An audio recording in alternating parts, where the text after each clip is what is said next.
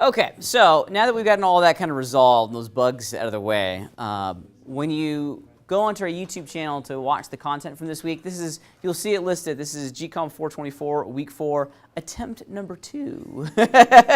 So I think our Wi-Fi abruptly halted the live stream a second ago, but we are back up and running again. As I mentioned earlier, this is going to be a heavy day for us, so I honestly just need to jump in because our mission is as this, okay? We are going to be making a blockout model of the human body today, and specifically, we're going to be making a blockout model of this guy, okay? So we're going to try to go the full distance on our character this week, okay?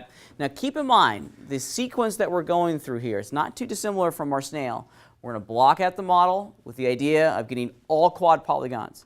Some of the issues that were bubbling to the surface in Mudbox last week were directly related to triangles, okay? So quad polygons isn't just kind of a nice gold standard that we're trying to reach, okay? It isn't a nice to have, it's a need to have in order for us to cleanly go through the rest of our pipeline. So we're going to block out this feller today. It's going to be low poly-ish, okay? It's not going to be super high resolution. That's the role of Mudbox, okay? So we're not trying to put every muscle, every form, every single detail. We're just trying to get a workable base mesh, okay? I'm going to focus all of my energy today on the hard parts, okay, which are the transitions. If we start to break down the major planes and the major shapes in the human body, it gets pretty easy pretty fast. What basic shapes do you see in the human body? A lot of cylinders. We're basically, 5 cylinders, okay? 5 glorified cylinders with a square on top, okay? Our head is more blocky than it is spherical, so we're gonna start by looking at how we connect all of these individual shapes together. That's going to be my primary goal for today, is just talk about connection points, the transitions. A lot of the minor details, I'm quite confident that you can figure out by yourselves, like blocking out the hands, because if you know the hard part, then the easy stuff is going to be, you're going to be able to get there, okay? So there's some big challenges that we have when it comes to working with the human body, and specifically, it's the torso, okay? The torso is a tough part because this is the central hub for all the appendages, right? And if we do this correctly, the torso is going to set the stage for the rest of the human body pretty quickly, okay? We're going to get a nice structure. We are, in essence, creating the foundation for our foundation for the rest of the pipeline, and if we do this right, it will allow us to do a lot of stuff over in Mudbox, okay? So I can't stress this kind of stage enough, all right? Also, the stuff that we talk about today can be applied to basically any organic shape out there. You're going to follow this exact same idea if you're doing an elephant or a giraffe or some sort of goblin or dragon, right? The exact same ideas can be applied to a lot of different base meshes, okay? We've already done a simple shape deconstructions. We know it's a whole series of cylinders and a big odd-shaped rectangle for our head, okay? But these transition points, like I'm going to spend a lot of time talking about the armpit today, okay? Because the armpit and then, of course, the groin are 2 major connection points that are tricky to kind of flesh out, okay? So let's jump in and start talking about how we're going to be using all of these reference images over in Maya, okay? Because we're not just going to be using these as visual reference. We want to use these as image planes over inside of Maya, okay? There's a couple considerations that we need to be very mindful of before we really jump in. So let's just do it. I've gone ahead and launched Maya. So let's start getting to work here. So I'm going to zip over into my front view. Oh, one thing, I get a lot of people sharing my love-hate relationship with the Hotbox, the marquee menus. Okay, so many things, right? Let me make it easy for you guys. Okay, so of course, if you click the most important part of the marquee menu, the Hotbox, is this Maya symbol, right? This Maya button. If you click on it, of course, we can change the view. But what people often miss, because it's just laid out horribly, is this Hotbox style down here. Okay. Now, zones and menu rows, that's what you see here with all of these crazy menus. This just makes my brain hurt. Okay. So I like center zone only, right? And now what we get is just that. Okay. And I think, actually, center zone only? Yeah. There we go. Center zone only. I think I had zones only. So center zone only is just going to get you the big Maya button, which I personally really enjoy. Okay. All right. So let me jump over into the front view here, and we're going to start loading these images into the viewport because we're working with 3 separate images, okay? 3 separate image planes for the human body.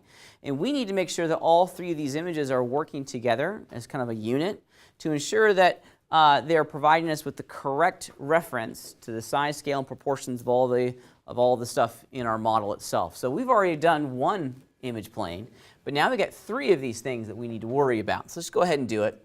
Of course, naturally, you can go to the View menu and choose Image Plane way down here at the bottom. That's cool, totally fine. Here's another great little shortcut, okay?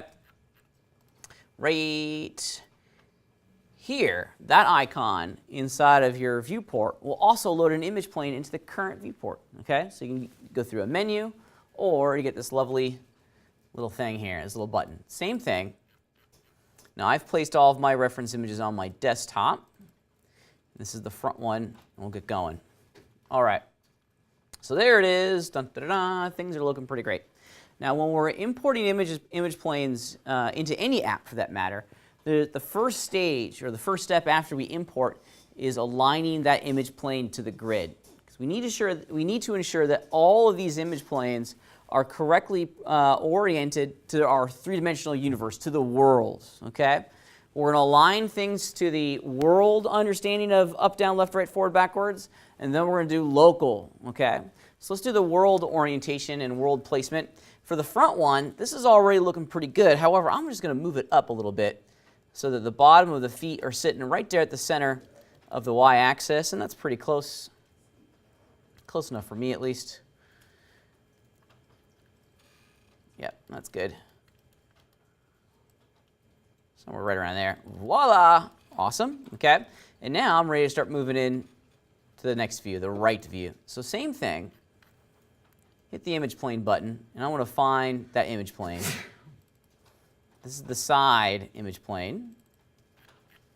All right, and now we got a couple things in here, some issues. Okay. Now the front image plane, that was easy because the picture was from the front. It was already basically oriented to the X and the Y axes. But if you look very carefully at the side picture, we have some work in here that we need to do, right?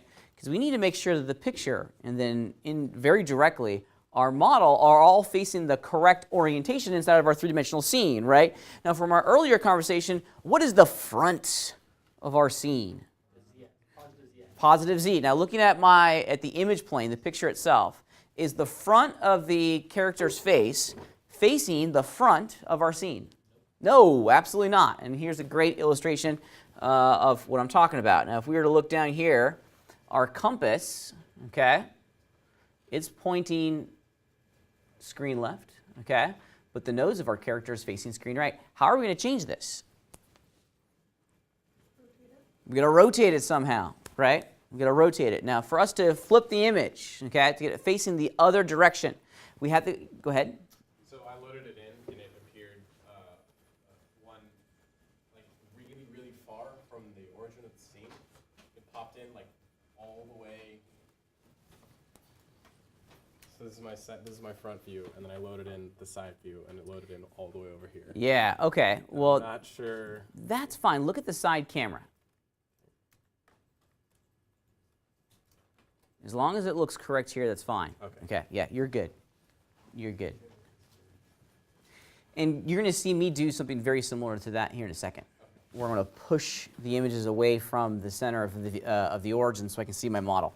Okay, so back to the problem at hand. I need the nose of our character facing the positive side of the z-axis, not the negative z, which it's currently facing. Now, this is easily done over inside the channel box. Okay. The channel box is our area to get this going here. Now, wait a minute, I'm not seeing something.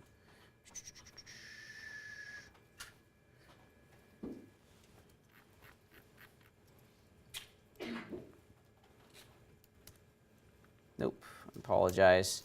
I am not seeing what I'm looking for. Oh, I'm sorry. It is, dun, dun, dun. No, it is in the channel box. image center, -1, or is it 1? I can't remember off the top of my head. Oh my gosh.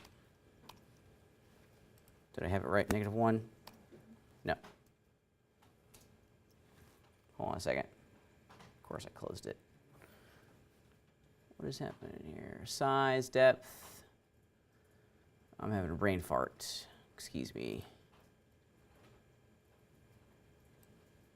Because simply changing center. Ooh, that's fun. That's definitely not it, but certainly fun nonetheless.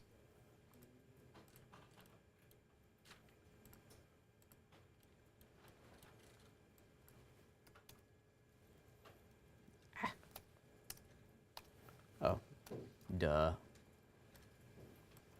I didn't have the scale tool on, that's why I wasn't seeing the scale values. Let's see. Now, I believe you can do this numerically,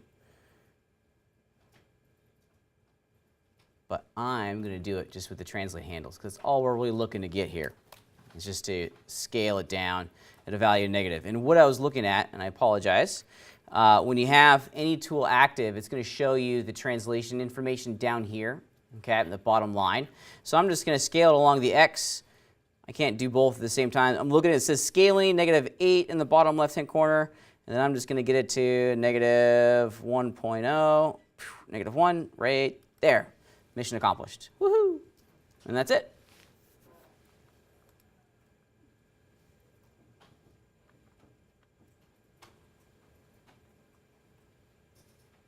Interesting. Okay, and so we just need to flip it around, and that's how easy it is to do it. Okay, just scale it to a value of -1 along the x-axis, and now it's facing the right way. There's a way that you can go in, and I'm not seeing it at the moment. I don't know why it's not available to me. But there is a way for us to go in and do it numerically inside of the attribute editor, and I'm not seeing it at the moment. So, but I'll continue to look for it maybe during the break, so you guys have that information. But that's really all you need to do is just scale it to -1 on the x. Your picture is stuck to your camera. Okay, Andre, help me out. What computer number are you? 13. Let's take a look.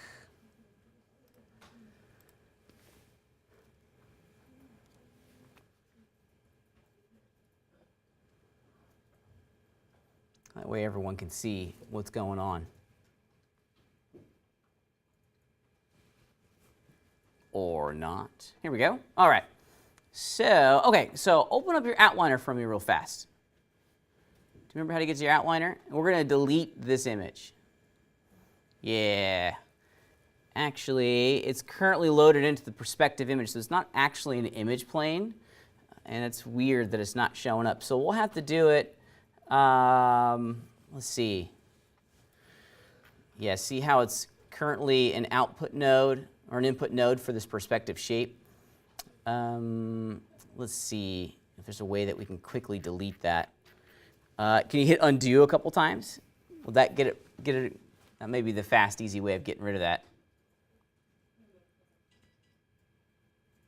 Whoever's getting some text messages, I want to just go ahead and turn that off real fast. That'd be helpful. Okay, cool. So this time, Andre, I want you to look at your front camera or through your front camera. There we go. Now load the image plane in here.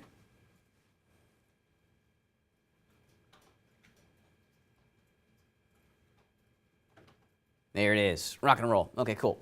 Excellent. That's how we get it going. Rinse and repeat for the other one. So now, if we look very carefully at what I got my front image plane and I got my side image plane. Let's get this established as well at the center of the y-axis, right about there. Looking pretty good. There it is. Okay. Last but not least, let's get that top image plane into our scene. Same process.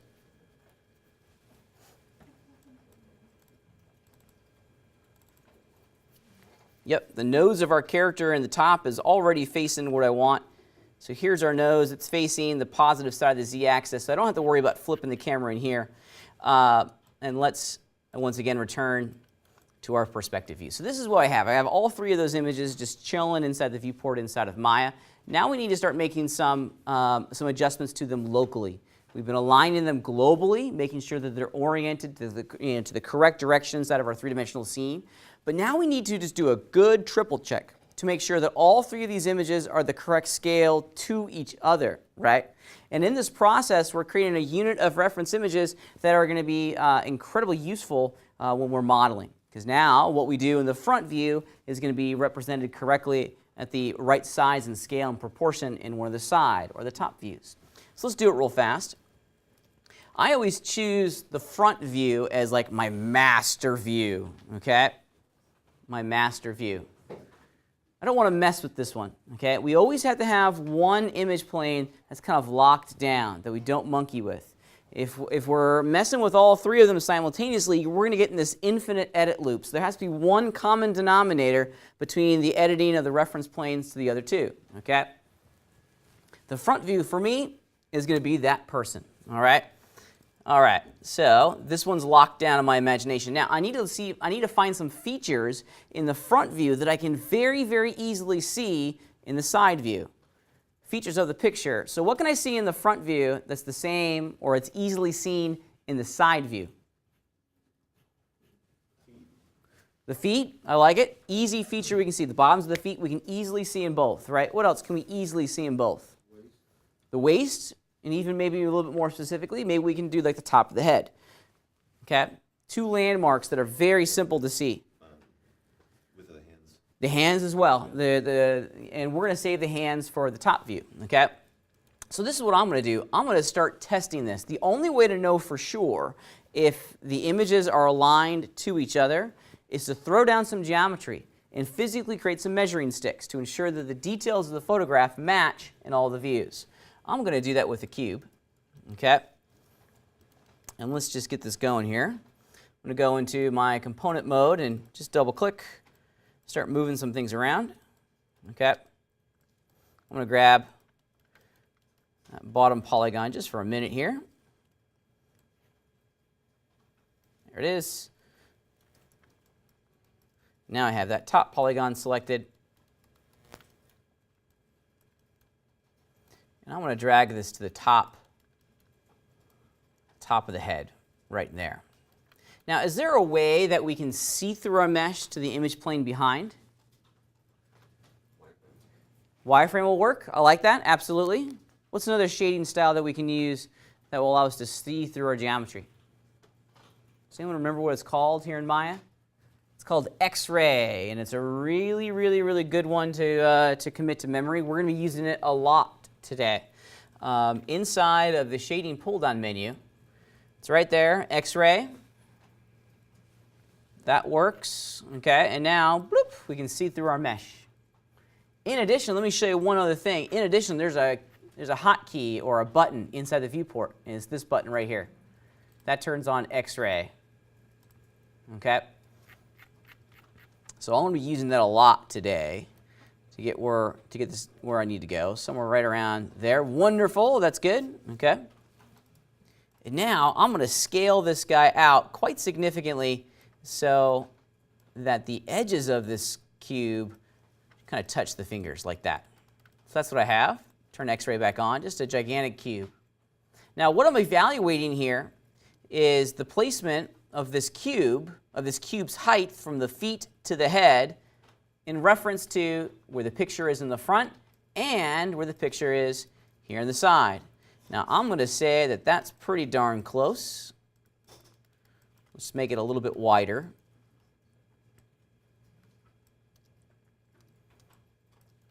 Yep, I'm going to say that the top of the head, the top of the polygon from the top of the head is pretty darn near close in both.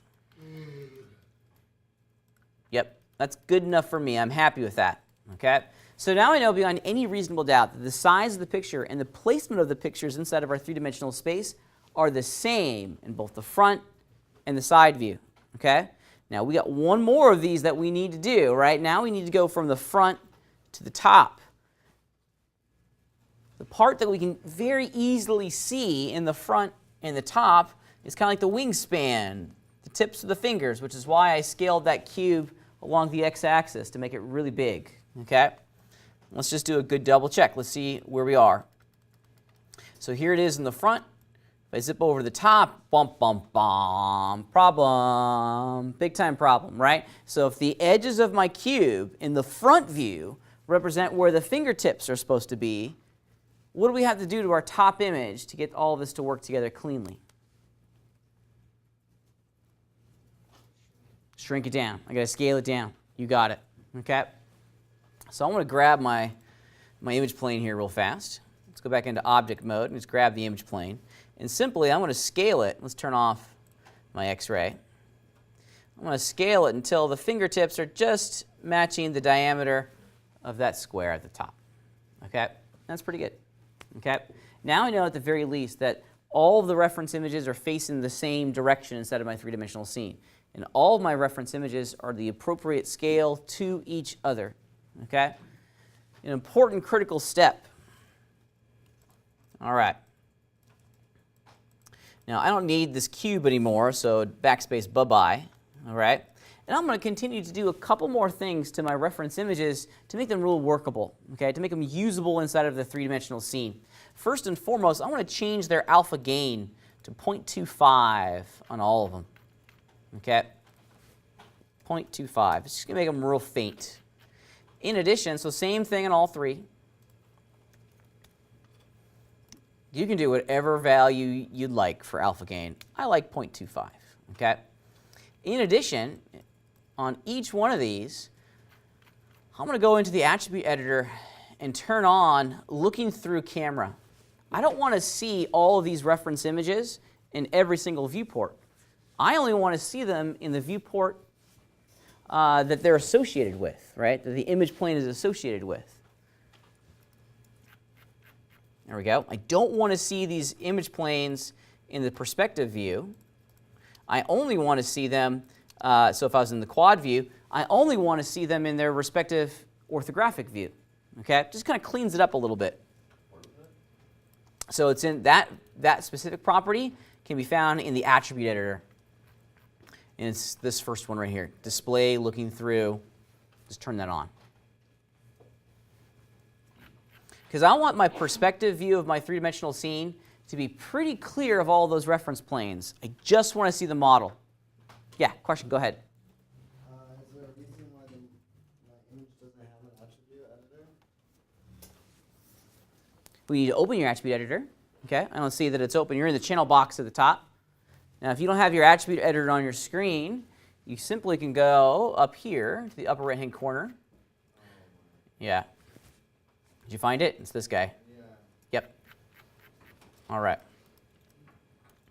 Now, when we're working here, we're going to be having geometry and all these image planes sharing the exact same space. Okay?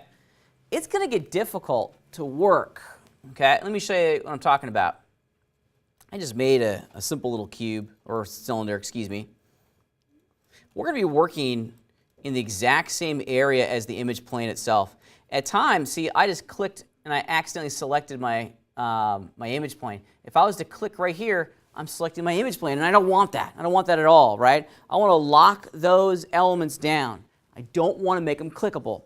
I still want to see them, but I don't want to make them an active part of the selection engine instead of my view or instead of my scene. So we're going to do something new that we haven't done before. We're going to make a layer. Okay? I want to open up my outliner real fast. Outliner, there it is. And okay, I got to be me for a second. I'm sorry. It's not image plane 1. This is image plane front. Okay, I got to name these. Sorry. This is the image plane underscore side, and by default, this is going to be the top. Okay, so I'm going to select all 3 of them over here in my outliner.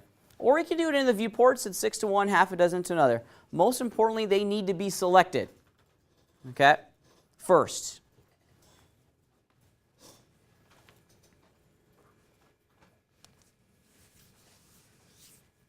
With my 3 image planes selected, I'm going to travel over to my channel box. Okay? Now, if you don't have the channel box tab, it's this little feller at the top of the screen. Okay? That's the icon for channel box. Okay? Tool properties, human IK, attribute editor, modeling toolkit, channel box. Okay? That'd be kind of a dumb question, but in my outliner, I have the How do Oh, I move it? yeah, great question. Dragging it now. It's not going to, and so if you didn't hear the question, Dominic's working over here in his outliner, and some of the objects have gotten kind of sorted oddly, and he wants to make it have a little bit more sense to him, which I think is excellent, right? In Maya, the way that we change the order of the objects in our outliner is to middle mouse click and drag, okay? That is apparent. That's changing the order. So you got to be kind of aware of the location of that dotted line. I'm parenting it to the side image. Now I'm placing it below the side camera. So it's middle mouse click and drag. All right, so let me select all three of my image planes again. I'm over in my channel box, and the channel box is actually two different parts. It's actually two different things, okay? Of course, we got the channel box and all the input nodes up top, okay? But down at the bottom of the channel box, we have these display layers, okay?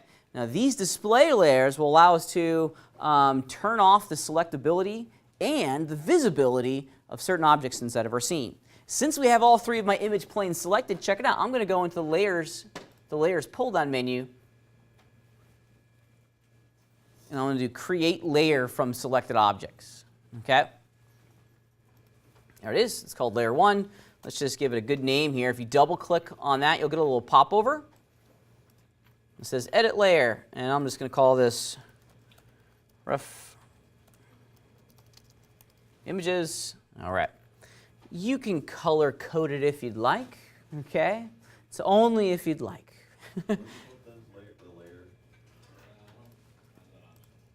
Say again? You don't have that option. Okay?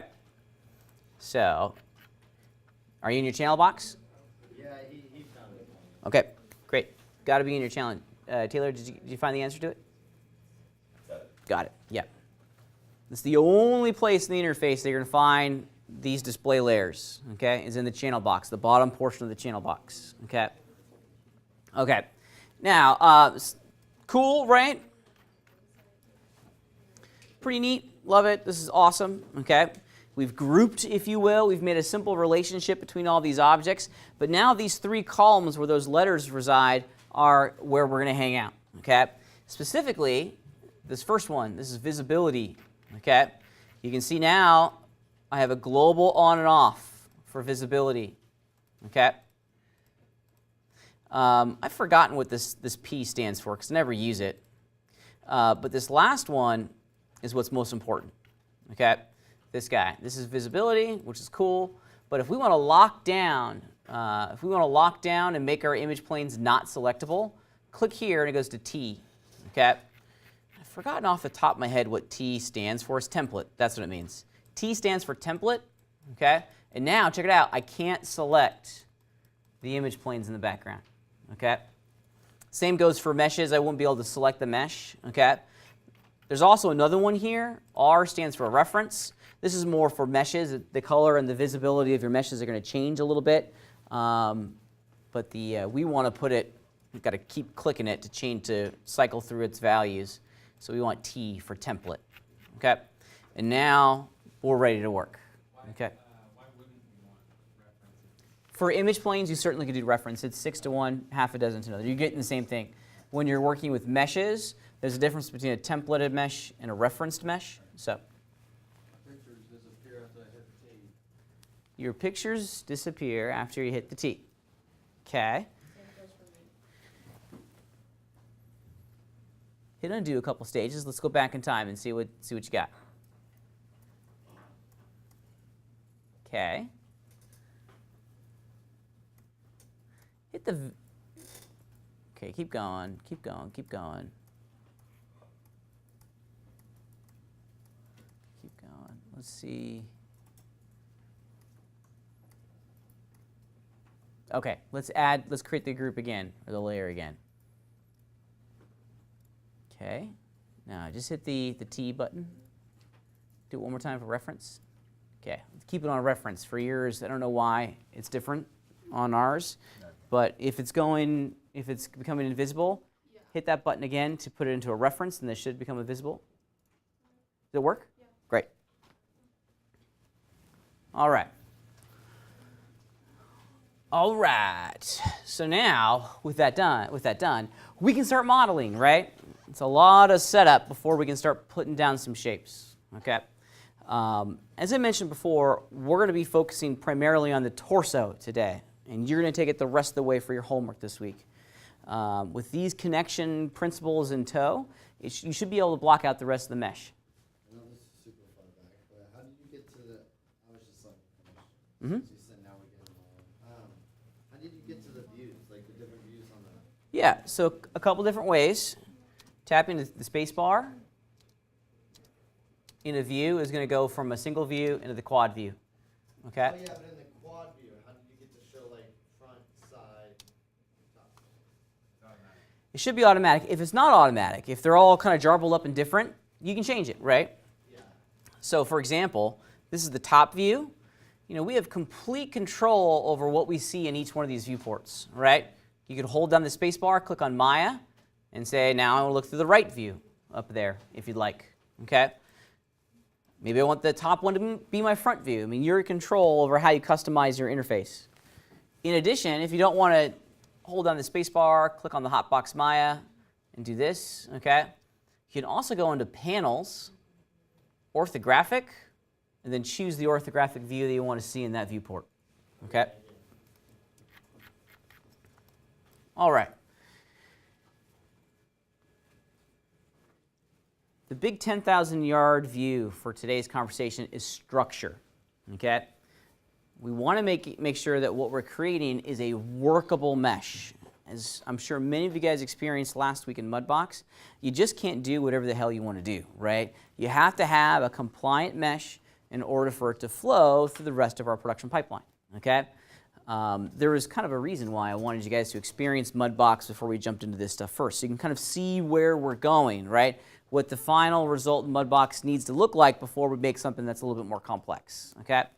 So with that said, let's start creating the structure for our torso, okay?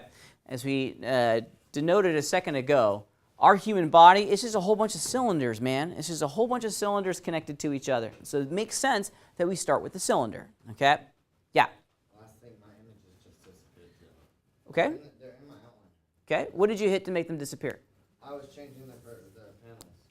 I was changing the view, and then all Okay. of a sudden it just disappeared. And I backspaced. Okay. I mean, I've gone back. Now I'll just keep. Ah, going. okay. So keep going. So I see you messing around with those layers over there. Get to a point where you can see your image planes. There's no more I don't know. panels, so- I would delete the image planes real fast and put them back in. Okay. Without seeing what you did, it's kind of hard for me to know what's I going on. don't think so, no problem. Okay. All right. So our torso is going to be a cylinder. We're going to start off with a cylinder, but we need to be very mindful of the number of sides we're using to describe the torso of our character, right? Does anyone remember off the top of their head how many sides we have on our default polycylinder? 12? Yeah, it's 20 actually. 20 is the default, which is not what we want it to be, right? Excuse me. So what we're going to change it to is that we're going to change it to 24. Okay, 24 is going to give us a good start, and we can do that simply by once again returning to the channel box. Okay, and under our input nodes, polycylinder 1, I want to change the subdivision axis here to 24. Okay,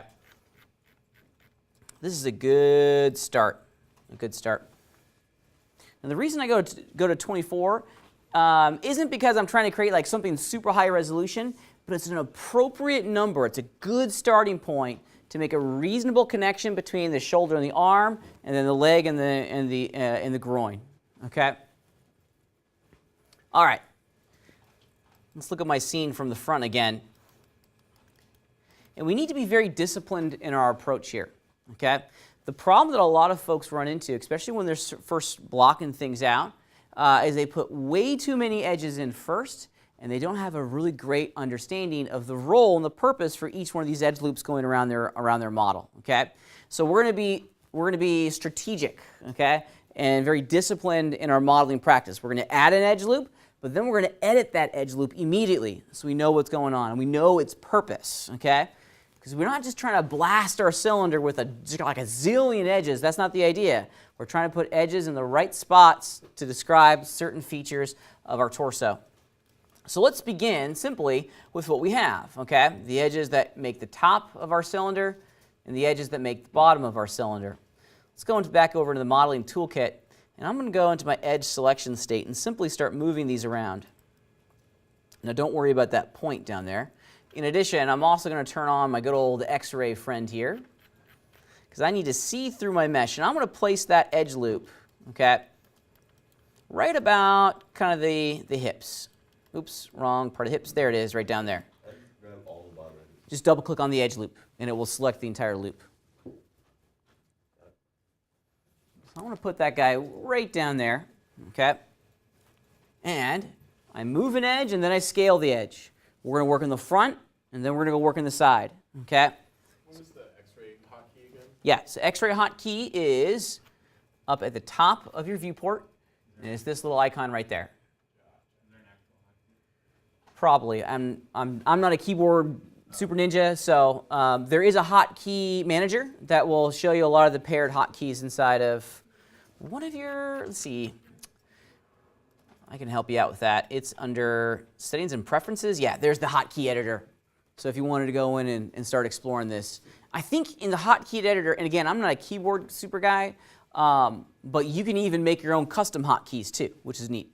So go crazy with it. No reason not to. On the cylinder history, when you're trying to add changes that it's not 2024, so I have the nodes in the history here, but I'm not seeing that. Go into your channel box. There it is, subdivision that's right. access. Yeah.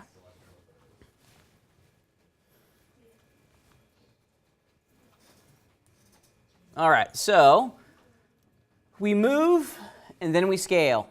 We move and then we scale. I moved that bottom edge loop to right about the hips, and now I'm going to hit the R key to fire off scale, and I'm going to use the center handle, this gold guy, so it scales it along all three axes simultaneously, okay?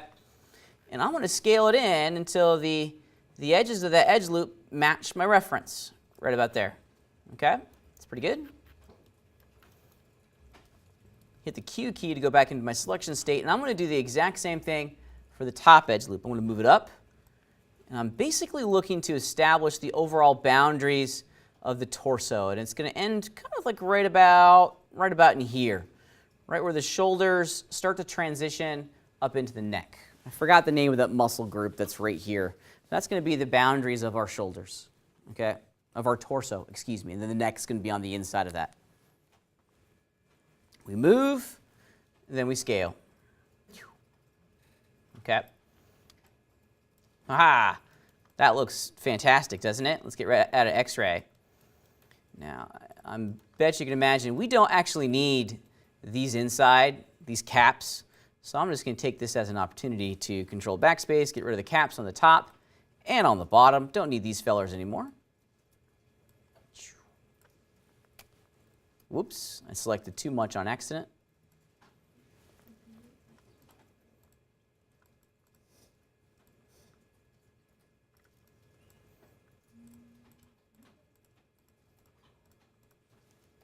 There it is. And that's what I'm left with. And this is by design, okay?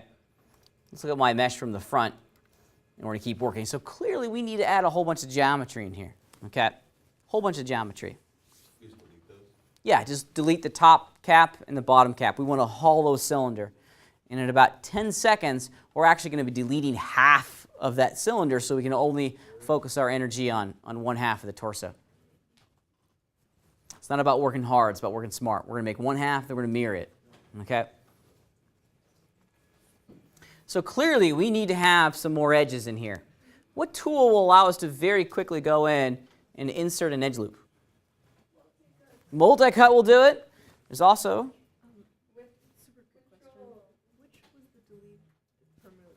control backspace. Yeah. So multi-cut will allow us to go in and very quickly insert an edge loop. There's also the insert edge loop tool, which is 6 to 1, half a dozen to another. It does. You can do the extrude tool. That's just fine. Yep. I'm going to use multi-cut almost exclusively because there's a gigantic button right there for it. Okay. And if you hold down the control key before you click, you can see that you can insert an edge loop pretty quickly. Let's turn on wireframe or X-ray real fast. Now, where I'm going to be adding edge loops is intentional, okay?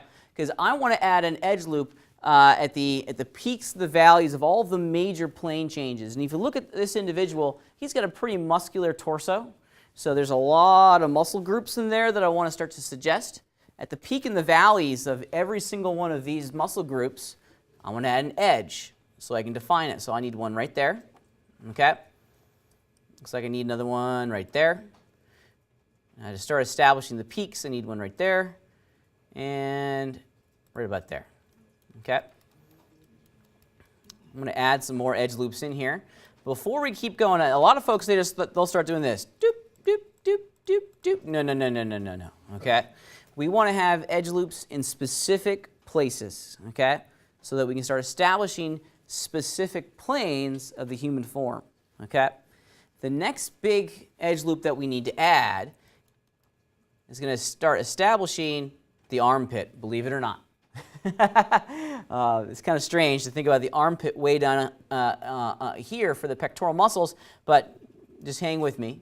I want to place one now. If you look carefully at the reference, you can very easily see the pectoral muscle for this guy right there.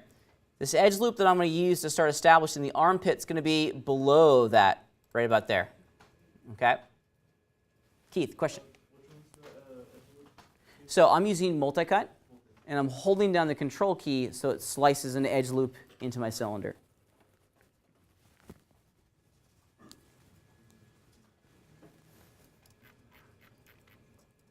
Okay. In addition, once I have the beginning of my armpit established below the pectoral muscle, the next thing that I'm going to do, oops. If you look very carefully here, right about here, and you can just barely see it, we see the beginning of the collarbone and the clavicle. Okay, that's going to be another important transition for us because, in every sense, right about here, you can actually feel it on your own body. Right about where your collarbone is, that's kind of where your neck starts. In all honesty, your neck muscles and that entire structure starts right about here at your clavicle. Okay, so we're going to start putting an edge loop in there to set that structure. Right about there. Okay, these are going to shift and move around here in a minute, so just kind of get it close. Okay. All right. Hit the Q key to drop the multi-cut tool, and now I got to get to work. We're going to move, and then we're going to scale. I've done a pretty good job of placing these edge loops as I've created them. So let me just go into my edge selection mode. And now I'm going to double click, hit the R key to fire off scale. I'm just going to scale it up. And I'm going to work my way up the torso. Scaling it out, go to the next edge loop, and have it match the reference. Something right on. We're going to come back to this one here in a minute. Yep, that's pretty good for me, and that one can live where it is at the moment. So that's what I have so far. We move, and then we scale. Okay, and we're scaling along all three axes. Okay, that gold indicator at the center of our object, that guy. Okay. Now remember, this is 3D modeling. We've added a tremendous amount of geometry and started to position that geometry where we need it to be in the front view.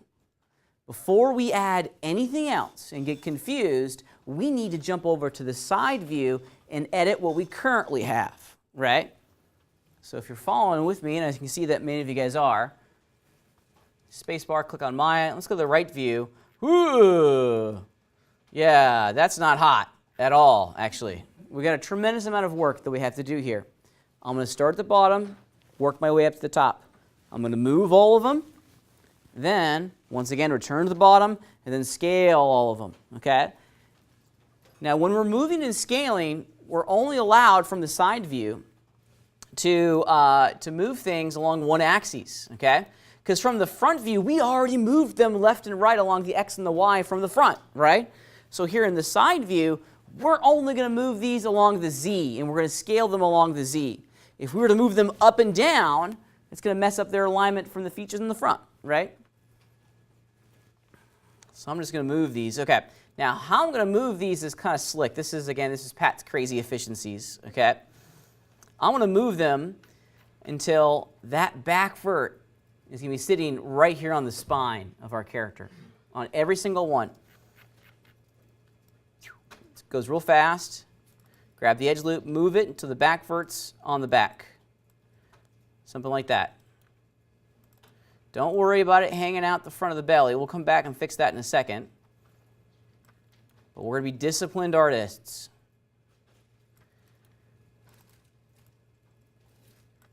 I remember hearing an interview with the CEO of Bank of America. And this was many, many, many years ago now. And I liked his philosophy about discipline in his craft, right? And he said very famously, it's not about processing 10 million checks a day, right? It's about processing one check perfectly and then duplicating that process 10 million times. And I was like, yeah, I like that. 3D modeling is a little bit like that, right? Okay, so this is where I am. I just moved all of those edge segments. So the back vert is sitting on the back, and we're starting to establish the spine here a little bit, and the curvature of the back. It also kind of shows us quite wonderfully that we need probably some extra geo in there to get what we're after, and that's going to come here in a second, okay? So we move, and now we scale, okay? Here's Pat's mega pro tip of the day, okay? And this is something it's very difficult to find in the documentation. It's one of the many Maya things that I both love and hate because it's the power trick, but you got to know it to know it, right? It's just one of those things. It doesn't say it anywhere in the documentation, right? Check this out. I want to be able to grab this bottom edge loop, hit the R key to fire off my scale tool, but I want to move the tool handle specifically way over here to the back, okay? Now, if I click on the back, well, right now I've just selected one of those edges. I'm not keeping my selection, okay? Now to keep the selection, but to move the action handles, the location of the action handles, you gotta hold down the D key, okay? I'm pressing and holding the D key, and check it out. See how I can click on a vert, and the little word align comes in, and then when I click on that vert, the tool handles move. Now there's a little bit of a problem here, because on one hand, it's like, yay, I've moved the tool handle and I've kept the selection. But when you hold down the D key and click on the vert, it moves the tool handle to that location, but it also orients the tool handle to the current orientation on whatever it is that you have selected, okay? I want to move the tool handle, but keep its orientation to the global understanding of the XYZ axes, okay? There's one small thing that we need to change in order for this to happen the way we want it to happen, right? Because I want to scale perfectly along the global Z, but at this location. This is local to the vert that I selected on, and I don't like that, okay? We're going to go into our tool properties. One small, simple change, okay? Let's do it real fast. You can get to your tool properties a lot of different ways. Here's how I do it. Just double-click on the tool icon, and you get your tool properties, okay? Ultimately, what we're doing when we hold down the D key is that we're entering into the edit pivot mode. Okay, see that? I'm holding down the D key. It says edit pivot, goes blue. Okay, so all of these options down here are influencing the location of our pivot point, of our tool's pivot point when we hold down the D key. Okay, well, check it out. Orientation is one of them. So if I disable orientation in my tool properties, okay, do the exact same thing now. Hold down D. Bloop. Oh, well, let me reset it. I'm sorry. It was already oriented oddly, so it wasn't going to go that time. There it is. Sorry. I dropped my selection. There we go. Hold down the D key. Now, with that orientation property turned off, it keeps the orientation of the tool handle aligned to the global XYZ, but it places it where I want it to go. Yeah? Also, if you drag the little yellow square in the center, it just moves In the D key? Yeah. Is it snapping though? It's not snapping. Yeah. I like the snap. The snap is where I'm at. I like to be specific.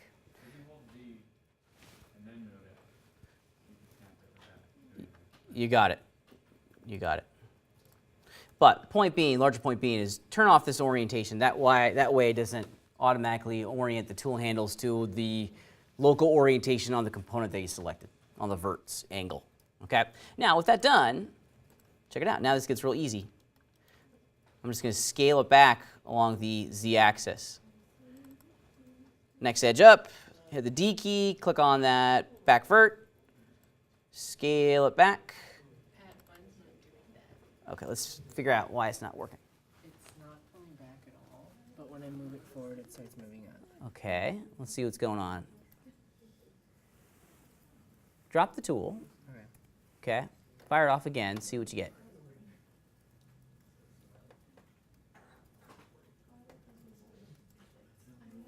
Same thing. That's interesting because it's like almost like in a slide. Here, let's do this. Let's reset here and also reset the tool. Before we change anything, let's just scale it. Okay, so this is normal behavior. Excellent. Now, turn off orientation. Hold down the D key. Click on, you may have to zoom in a little bit. Oops. There it is. Click. Haha. There it is. Gosh. My thing moves the whole thing, even if I press D. I don't know if I'm doing something wrong. Let's see what you're doing. Okay, so you select this whole edge, Yep. right? Mhm. Okay, and then D. Go into the scale tool. Okay. Now hold down D, and you want to click on that backmost verse, and you may need to zoom in a little bit. Yeah, I probably need to hit that one. So. You don't necessarily need to be in vert mode. No. Okay, go back into edges for a second. Okay. Okay, double click on that bottom edge loop so we can change it. Okay. Okay, now D. Yep. Scale. There it is. Oh, okay. Yep. Takes a little bit of practice. Yeah, Vince. So how did you do that again? I'm sorry, I was. Okay, yeah. Slow. So let's reset everything. Okay. Okay. So hold down the D key. Mm-hmm. Now click on that backmost. No. Don't worry about that. Hold down D. Are you holding down D? Yeah, I am. Let go of D. Try it again. So your tool handle isn't changing. So when I hold down the D key, check it out, Vince. See how it changes its icon? Yours isn't doing that. Let's see why. Drop your selection for me real fast. Let's go back into selection tool. There we go. Double click on that bottom edge loop again. Very, very bottom one. The one that we're working on. Right there. Just double click on it. See how it selects everything? Okay. Now fire off the scale tool. Okay. Hold down the D key. There it is. And now try very carefully over here to click on that back vert. Yeah, right there. Perfect. Click. Good. Let go of D. And now we can scale it. Okay. Yeah, Carlos, what's up? Okay. So redo my whole entire cylinder. Was I really screwed up? So it was done by first getting this thing up and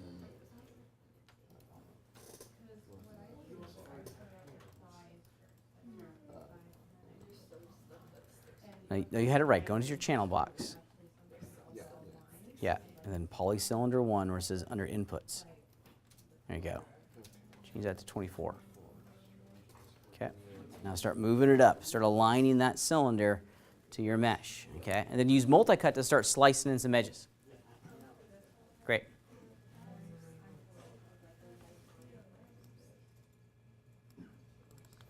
All right.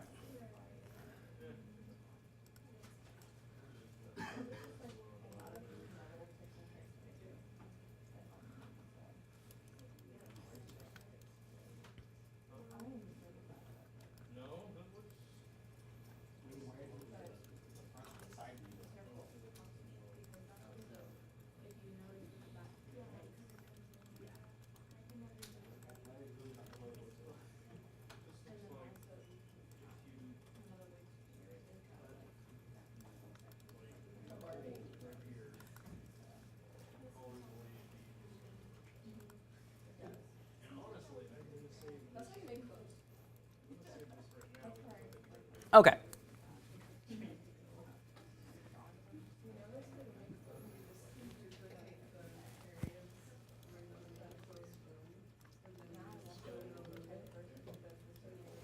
All right. Questions, questions, questions. Everyone's good? How much do you want done for next week? We're going to get the whole body done. Okay. Yeah. Can I make the female body because they're easier to do? Well, yeah, if you want to do female, go crazy. I mean, I don't have a problem with that at all. Do you want hair on it? No, we're not going to put hair on it. Thank you. Yeah, we're not going to do hair. We're not going to do hair. We're going to be sans hair on the head. Like, could I possibly do a younger man? Because If you wanted to modify, I want you to use these reference images, okay? These are good reference images. We can see all the muscle groups. We can see all the planes. It's pretty clear, right? If you found reference images, orthographic reference images for a female, I'm not going to say no to that, right? I want you to make something that you're into. So The water is soothing. it is soothing, isn't it? Is it raining like cats and dogs out there right now?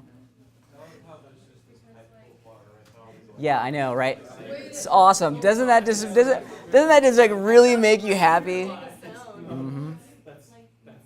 Yeah. What also really kind of startles me is that we have a new stain in our tile over there. Yeah. That's a new one.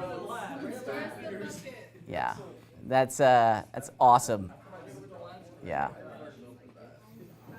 So fingers crossed that the ceiling tile doesn't fail tonight. That happened when I was over in the Cosmo building. That happened to our big CNC machine room that used to be my old office. And I had a ceiling tile get so saturated with water that it crashed down on my desk and my computer. Yeah. It didn't, luckily. It only damaged a couple things, but, you know, pretty simple stuff. Okay. University I used to go to back home, it would always flood. And it was funny because it has an architecture school, and that's the building that would always flood. I like it. There's some poetry there. Yep. It was Some really karma. funny. And the guy that designed it graduated from that university. So that's Sure, okay. Hopefully it's not a condemnation of the university. Okay, so couple things. Before we start adding too much detail, let's continue to refine and edit what we have, right? Because the pitfall that a lot of folks fall in is they put way too much geometry in too soon, okay? We want to make what we have work, because what we're establishing are landmarks, okay? Some edge loops that ultimately are going to craft some features for us, okay? So we already have a landmark established down here, okay? We also have a landmark established up here, okay? Now, this landmark is really the clavicle, and if you look at this landmark from the side, we're not doing a really hot job of establishing the plane of the clavicle, because right here at the top of our collarbone, the plane change of our torso changes the plane change. So if I move the blue box, it goes in. Am I supposed to use the? I don't know what I'm doing. Okay, so we're just scaling that edge loop back along the z-axis, the blue one. It wouldn't go back. It just goes. Okay, drop your tool, and let's see what's going on. Okay, double click. Okay, now hold down the D key, put it right back there. Okay, With the D, yeah, no, just like that, perfect. there's like a little arrow. Yeah, and it's like snapping it back. Let's do this for a second. Let's go double click on our tool properties. Double click. Or I'm sorry, double click on the option, the tool that bring open the tool properties, and let's reset here. And let's also reset the tool. Okay, now it should work. Try the whole thing again.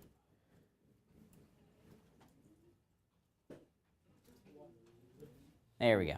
There we go. Okay.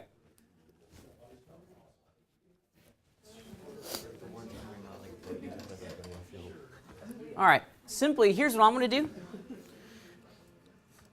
If you look very carefully, this edge loop before the neck one, the clavicle one, it's just at the wrong angle, right? What do we need to do to this edge loop to make it work and flow a little bit more correctly? Because we're trying to define planes. Broad brush strokes. So if you, yeah, we're going to rotate it. I gave you a big hint, okay? We're going to rotate that edge loop so it's pointing down. So that the verts along that edge loop are kind of defining the plane of the clavicle and that collarbone up there, right?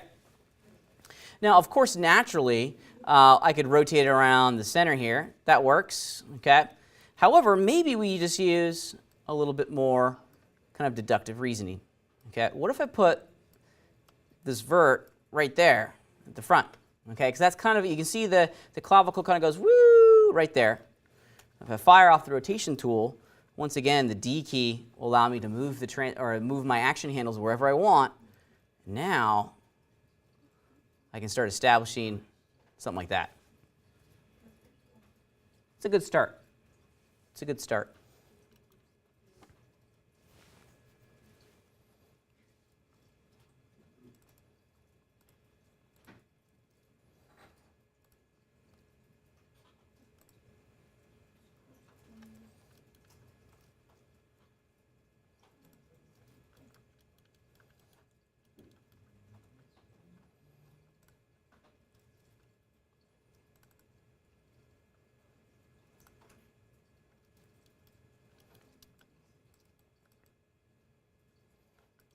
Okay.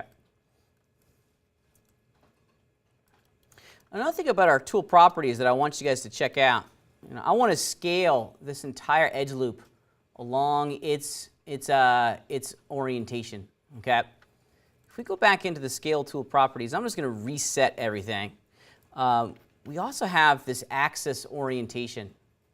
Instead of holding the D key, which allows us to customize the location of all of our tool handles properties, we can just do some presets. And we also have, let's see, component. Let's see if that gives us, generally that kind of works. Sometimes, yeah, normal parent shouldn't do it. Well, yeah, I think, let's do this. Let's do component again. Yep, and that's going to give me generally kind of what I'm after. And I'm just going to scale it a little bit because I'm being OCD here. There we go.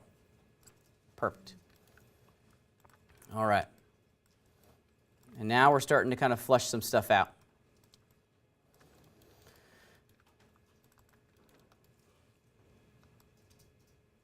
Wonderful. Okay. So this is where it gets to be a little bit fun, okay? And I want to put fun in finger quotes because now we need to start customizing this bottom edge loop. We customized this one, which kind of defines the clavicle. Now we need to do this bottom one because this bottom one has a really important role because I want to have mostly these side vertex go up to make the armpit. Okay, that's the goal. So all of these verts in here are going to go up. Now we're going to start ripping apart our model, and this is always the painful part. Okay, I'm going to select half my mesh, and I'm going to delete it. Okay, yeah. If you double click on the tools icon, and this is a global Maya thing, on any tool do the exact same thing. Here's the, here's scale. Double click tool properties, okay? In addition, if you don't want to do that, these are your tool properties over here too. Literally the exact same thing.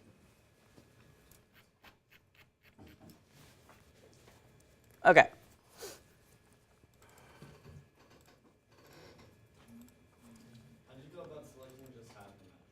Say again? So I just did a marquee selection, just left click and drag, and I got half of it, okay?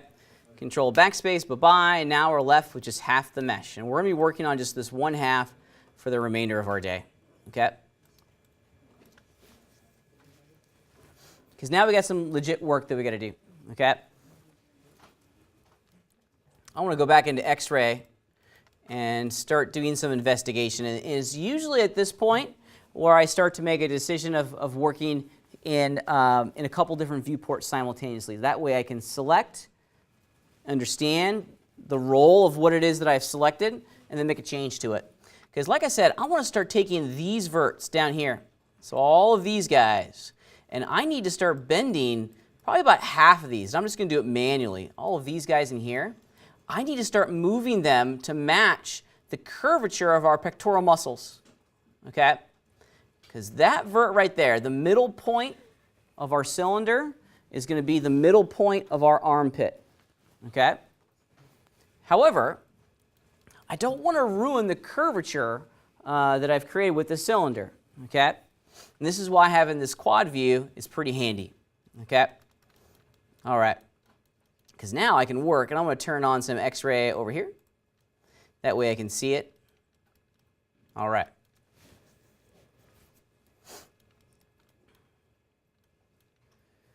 So let's change this to perspective. I'm going to use my perspective viewport almost exclusively as a selection engine, right?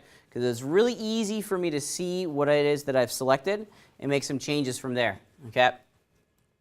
All right, so let's see. This is about the midway point. 1, 2, 3, 4, 5, 6. 1, 2, 3, 4, 5, 6. Yep, that's the midway point. So I'm going to start there. Now I want to move that midway vert up until it's kind of looking right here. But I don't want to, I just can't just do this, okay? Because now I'm ruining the tubular nature, okay, the cylindrical nature of my object. So this is where our tool properties, again, once come into hand. I've double-clicked on my Move tool, and I just want to make sure that orientation is, in fact, on. Now, I actually want my tool handles to change their orientation so I can start to slide these verts up the plane that they're currently living on. All right, so I got my selection. Yep, I'm pretty cool. So I want to basically move that vert. I want to move it, but I want to kind of slide it along this edge. I don't want to change its slope in reference to the model, okay? This is where the D key really shines, because now I can just hold down the D key. I want to align my tool handles and see how there's one axis that's just sitting on that edge, the green one? Yes, okay? Because now what I can do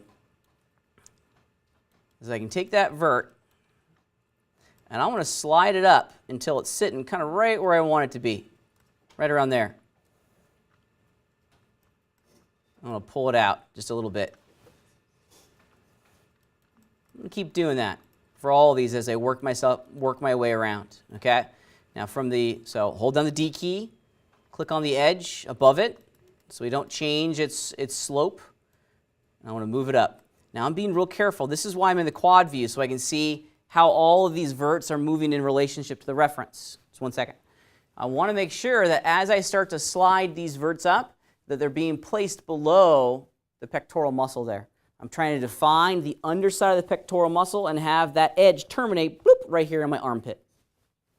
So I know you probably went over this a long time ago. How did you get the picture to be see-through? X-ray mode, yeah. So it's a viewport property. In each of your viewports, you'll have to do it individually. It's that button right there. Or it's under the shading pull-down menus in the viewports. X-ray.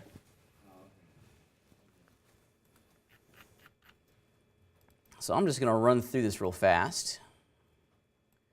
Kind of get things where I want them to go. So you're grabbing vert and then Grab a vert, and then I hold down the D key to align the action handles to the edge that that vert lives on. And I'm just trying to create, there we go.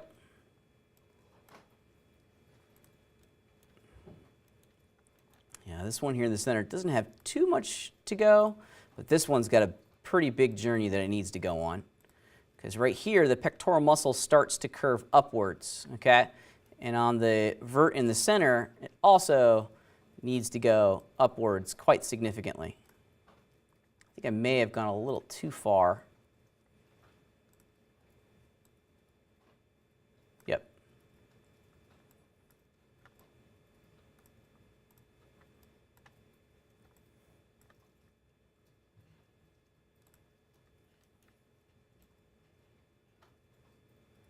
Now I'm spending some time here looking at the curvature of this edge loop, okay? Just to make sure it's a nice consistent curve.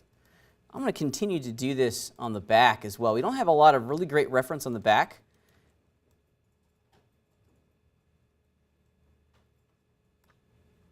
So we're just going to have to fill in the blanks a little bit. I'm just going to bring them up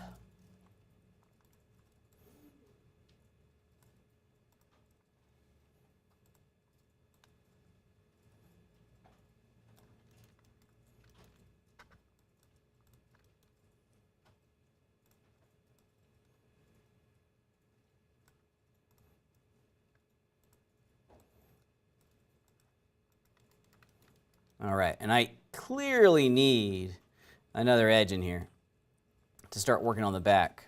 We'll come back to that here in a minute. We have larger fish to fry, as they say.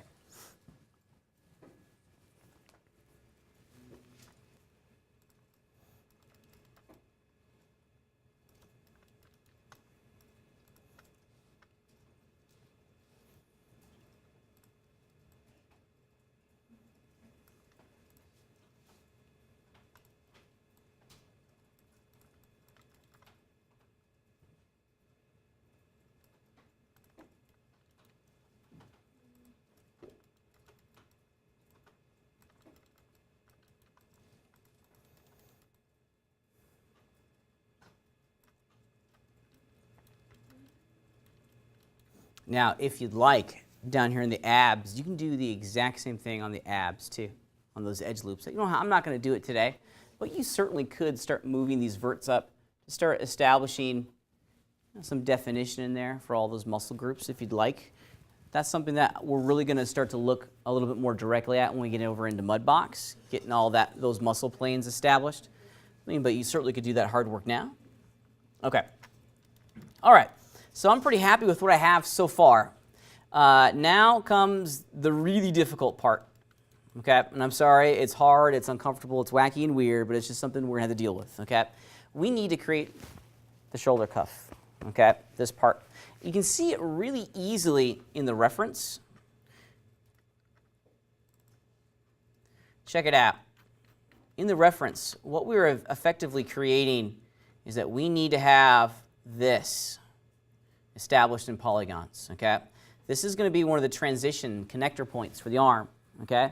We're going to create a hole for the armpit, but we also need to create that cuff so that we can very quickly connect all these points together. Once you see it in action, you'll go, oh, I got it, okay? So we got to make a hole first. On every transition point, the easiest way to start is to create a hole, okay? I'm going to try to find the center line from my mesh, okay? Which is right about here, and let's just do a quick count. 1, 2, 3, 4, 5, 6. 1, 2, 3, 4, 5, 6. Yep, so that's the center line, okay? And I'm going to try to do this as symmetrically as I can. So I'm going to spot that vert right there, okay? And I'm going to change over into my faces mode. I'm going to grab the two verts that are immediately surrounding it. Or the two polygons, I'm sorry, I misspoke.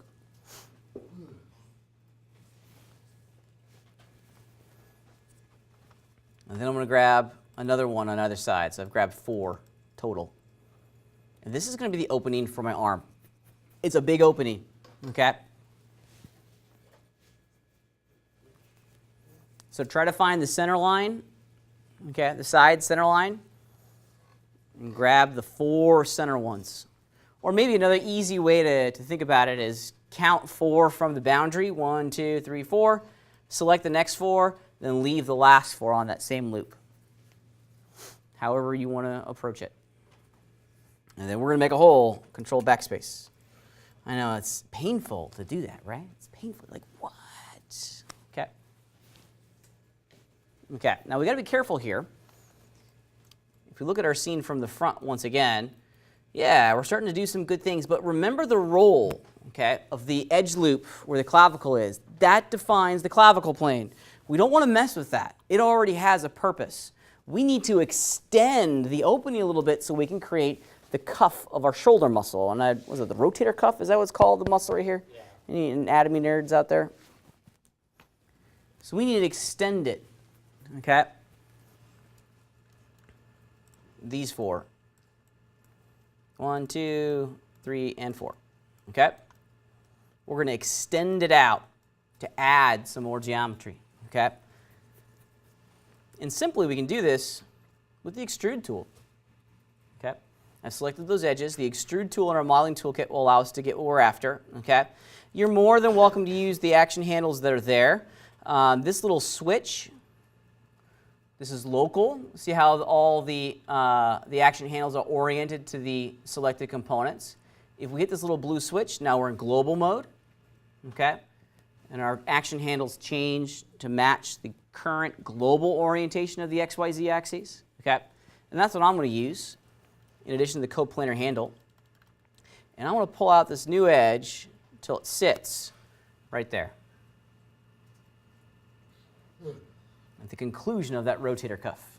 Okay. Before you drop the tool, check it out. There's also this divisions in here. Now I'm going to add me another division, which is just going to add another loop in there. Okay. How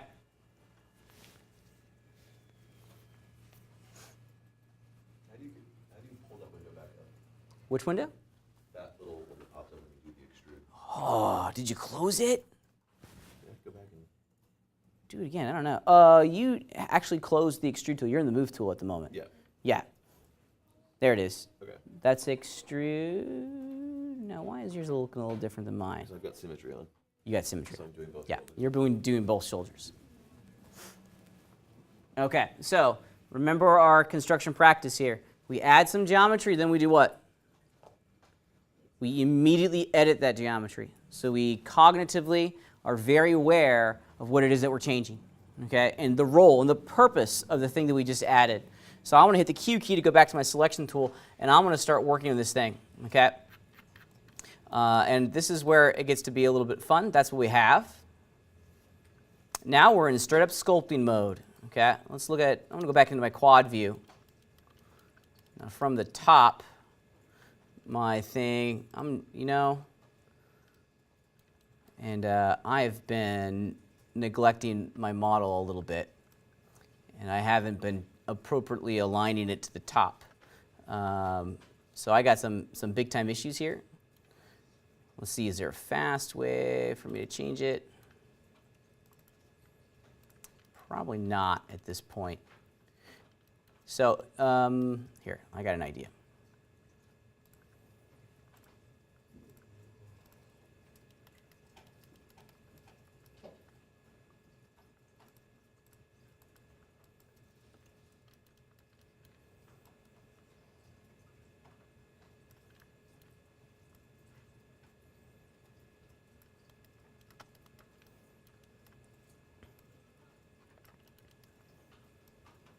Yep, that's good enough for me. Cool. Had to make one small change. Okay. So now what I can do is I'm just going to start pulling some verts around. Okay. And I'm looking at reference and all of this. I want to make sure that I'm placing these verts where they need to be in relationship to the reference image. Okay. The front and the side view give me a lot of love. Okay.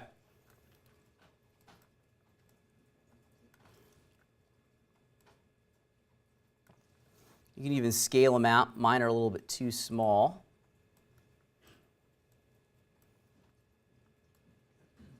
We'll get back to the transition of the back here in a minute. We'll get there. So I want to make sure that we get a chance to talk about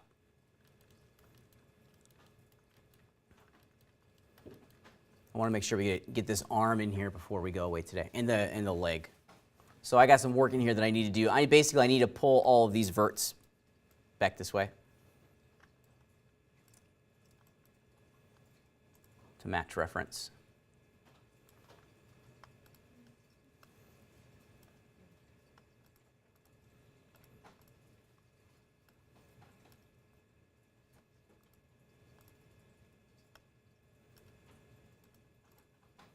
Okay, I know I just said I wasn't going to do it, but I decided to do it. Okay, there it is. That's better. It's a step in the right direction. Okay. Now I'm not trying to make this perfect, because everything's going to change once we go over to Mudbox. Because once we're in Mudbox, that's when we create the actual final mesh. So this is just about creating structure, right? Structure that we can then sculpt on top of. And I got to resist the urge of being me and making a perfect 3D model. But now we need to start making some connections here.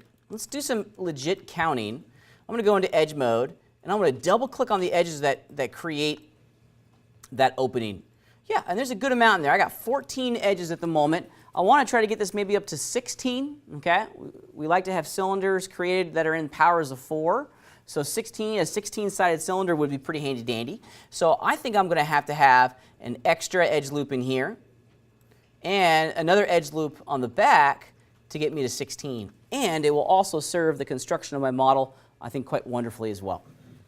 All right, so let's do that real fast. Multi-cut's going to be my guy. Hold down the control key, just click there. There's 15, there's 16. I always like to do another count because I'm OCD. Yep, I'm at 16 edges. I can see that right here under the model toolkit, by the way.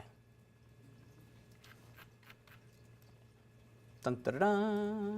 Okay.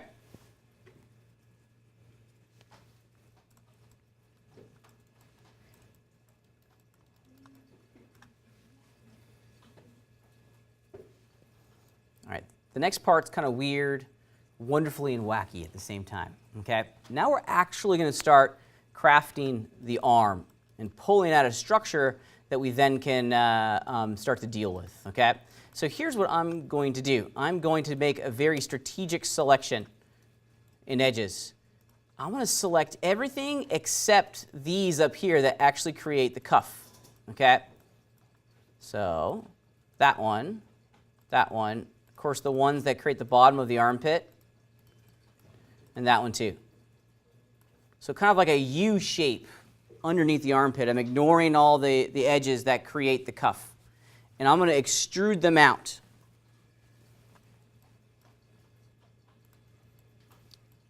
Go from the front, go into global, something like this, okay? I'm also going to pull them down a little bit so that they're below. We'll come back and fix the rest here in a second, but we're going to make some meaningful connections before we go any further, okay? Oops, I didn't go far enough. I'm sorry. We're going to the edge of the cuff, right there. Don't worry about all this slop hanging down below. That comes next. We're going to fix that next, okay? By establishing the cuff first, okay, we've preserved some really important edge flows in here, okay? We've laid a good foundation for the rest of the arm. Okay. Before I drop the extrude tool, I'm going to change my divisions to 2. That way, I have another edge loop in here that I can weld to that point. So these 2 points are going to get connected here in a second. Drop the tool, and this is what I have. Dun, da, da, da. Simple arm. Everything's flowing the way it should be flowing.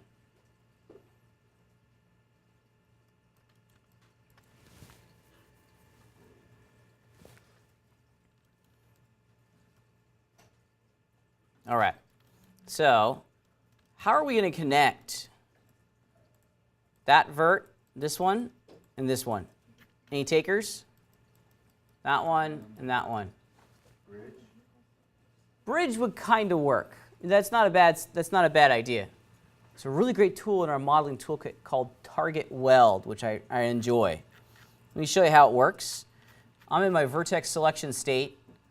So when I grab Target Weld, how this works is that we left click and drag onto another one. See how I start here and I left click? I'm holding down my left click button at the moment, and then I'm going to drag my cursor over to the one that I want to weld it to, and then bloop, they get connected to each other.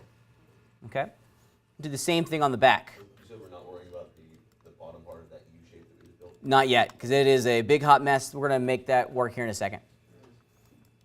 Same thing on the edge. Left click and drag. Oops, it's not snapping to the right vert. There we go. Don't forget about your friends in the back too. And there it is. I've welded them all together. Hooray! Okay. I missed that I did. Yeah, let me go back in time a couple steps. Help you out. I'm using Target Weld in the modeling toolkit. Target Weld.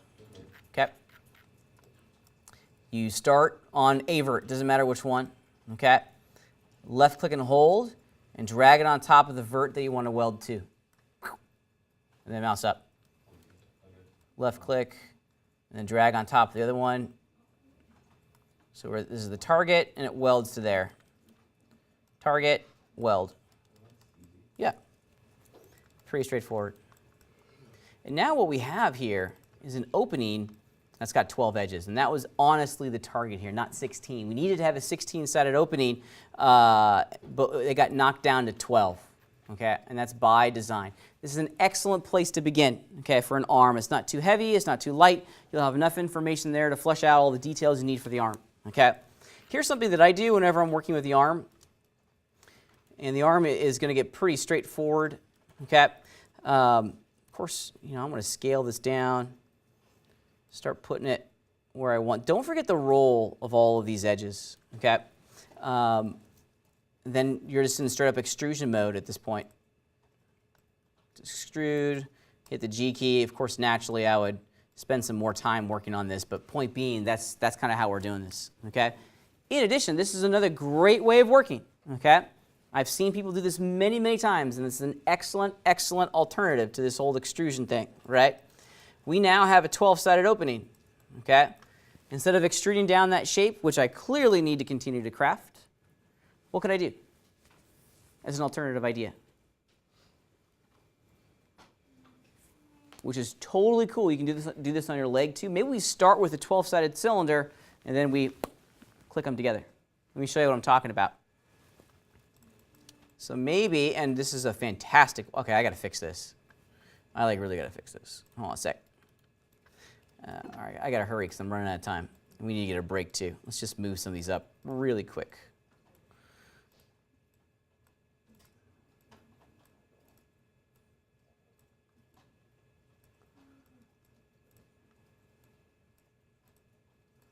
Okay, that is the sloppiest arm sculpt I've ever done. It's not even, I wouldn't even call that an arm. That is just a random thing. Yeah, it is. Yeah, it's not good. It's not good. But we have all the structure in there that we need, right? And it just takes a little bit of massaging, look at your reference and figuring out where all these go, or all these verts go. I'm just doing it so it doesn't look like garbage. But in doing so, I made it look like garbage. Okay, close enough for me. There it is, okay? So here is another perfectly acceptable way of working, okay? Make another cylinder.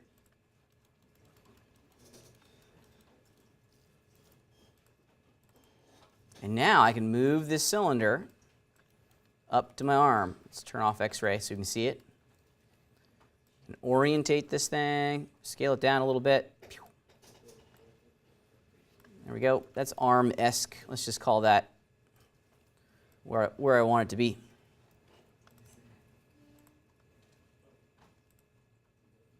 Oops. Yeah, let's just not worry about it for the time being.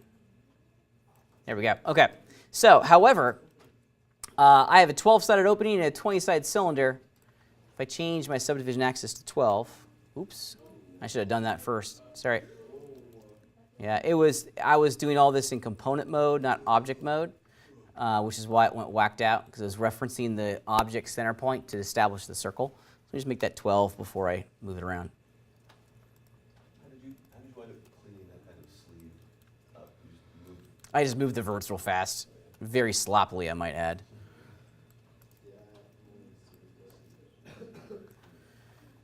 Very, very sloppily. So I'm just moving and rotating this at the moment, just to kind of get it close, like that. Let's get it roughly positioned where I want it to be positioned.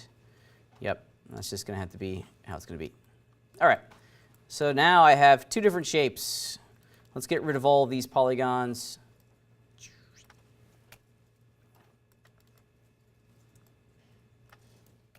Oops.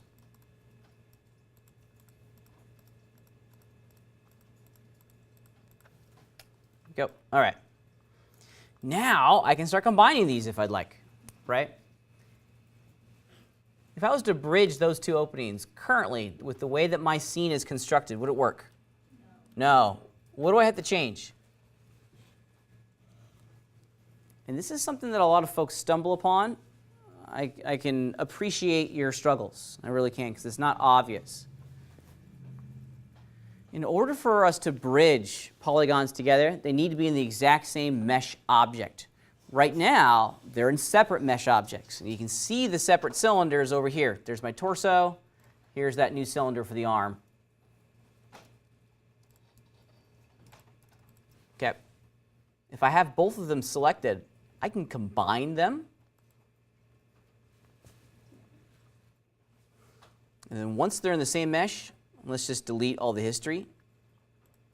Once they're in the same mesh, okay, then I can bridge them.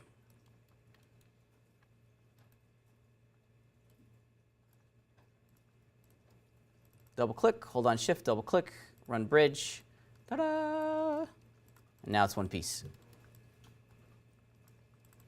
If you're working with edges, and this is another great lifesaver, there's also a slide. It's under the Mesh Tools section. This is kind of handy. That way we can take an existing edge loop and slide it along.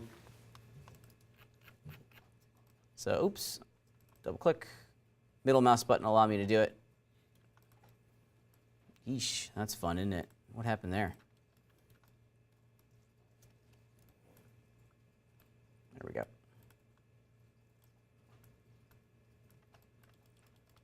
Ta-da! There is the beginning of my arm transition. Okay. Questions on how to do that? Make the rotator cuff, right? Make a hole, extrude out the rotator cuff, and then you can extrude out that U shape to get the correct polygonal flow. Okay. If you look at how I've done all this and how we put this together, crudely, this is a pretty great loop model. Okay. I got loops kind of going where I need them to go, so I can continue to sculpt on top of it to get the detail over in Mudbox, right? All right. We've been going for about 2 hours. Now's a wonderful time to just take a small little break. Sound good? Yep. All right, let's take a break. Back in 10 minutes, please.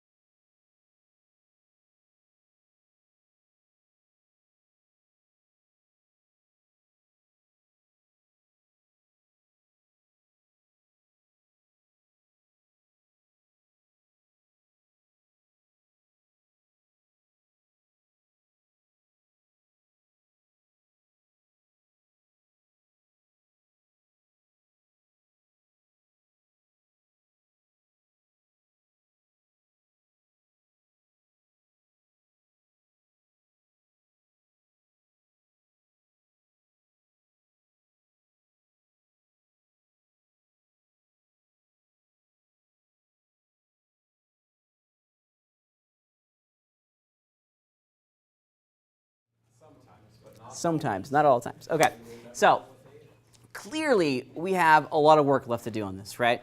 This is all about structure. Now, the last big transition that we honestly need to consider is the leg transition, right? And this is a little bit more tricky. In order to retain quad polygons and make everything flow together, the visualization of what it is that we're trying to create here is kind of like a unitard, right? It's like a one-piece bathing suit. That's the big picture goal for this.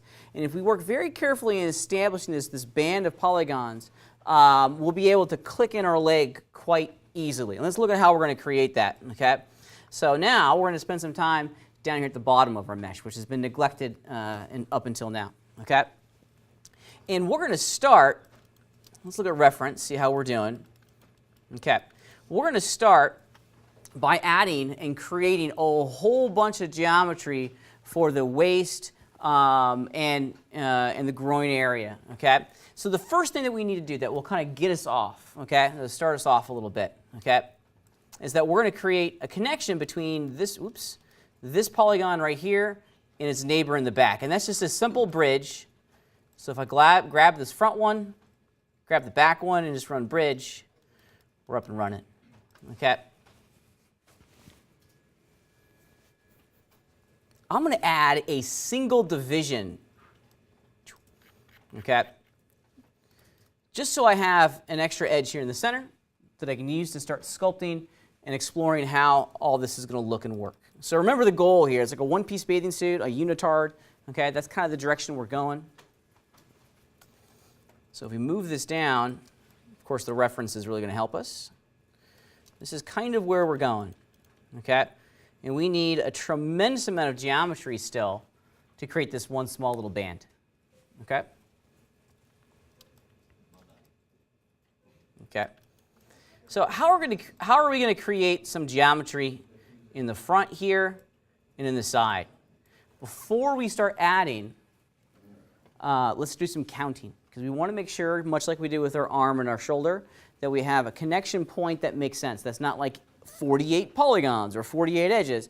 If we can get it to 12 or maybe 16, that'd be ideal. Okay, we don't want to go overboard, but we don't want to be so few polygons that it's impossible. So right now I'm at 12. Okay, I'm at 12, which is a good place to begin. Maybe I should get to 16 to 20. Okay, I think that's going to probably serve us well. And I'm putting a range in there because let's go 16, see how far that gets us. And if we need some more, then we'll add 4 more edges, get us up to 20. Okay? All right. So multi-cut's going to be our guy here. I'm going to hold down the control key. So I know I need to add 4 more edge loops in here. So there's 1, 2, 3, and 4. Missed the first part? Let me go back in time. Okay, we're creating a band, a connection. Okay, and it really is as simple as taking that first edge and selecting its friend in the back and running a bridge. Okay. I did a division of 1 and then did multi-cut, or you can go in and just do a division of 5, and that should get us to where we need to be as well. So now we're at 16. Okay, and we have a tremendous amount of information here that we can start to sculpt and position where we need it to be. Okay. And the idea behind this is that we're creating an opening. Okay. A 16-sided opening. I'm just going to do this really quick.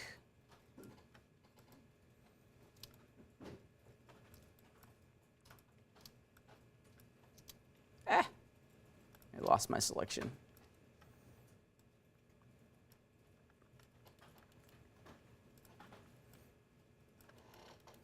And maybe you'll discover that you need some more, which is fine.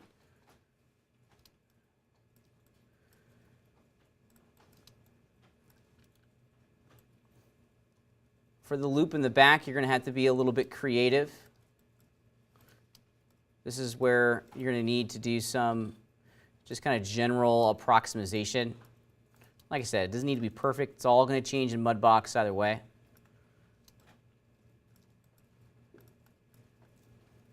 Something like this. This will work. Yeah. Voila. Now let's look at it from the front. because we have some work in here that we need to do. Okay. Now coming down the abdomen here, we need to change the flow of these polygons a little bit. Okay.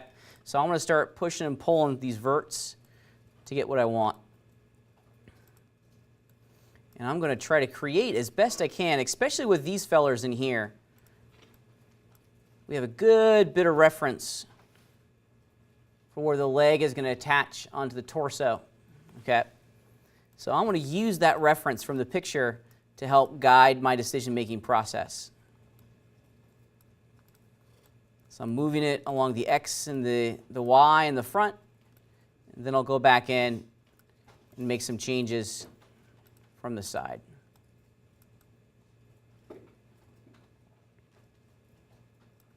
Yeah, you can even do that if you'd like. That's fine.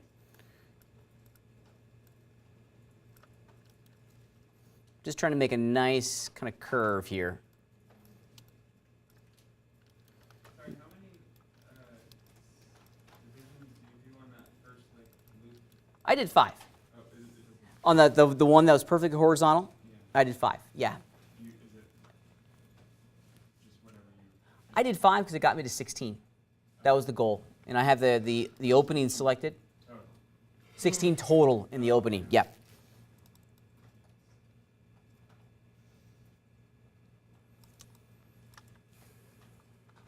So I'm really looking at reference right now and trying to place these things right where my brain says they need to be.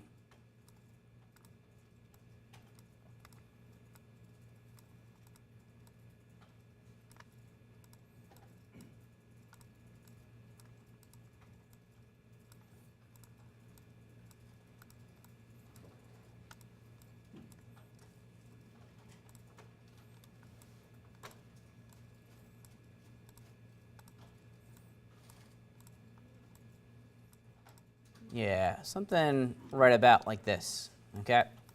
That's a good place to begin, okay?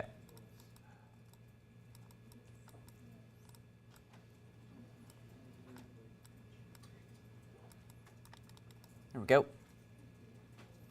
And that's it. That's what I'm trying to create, okay?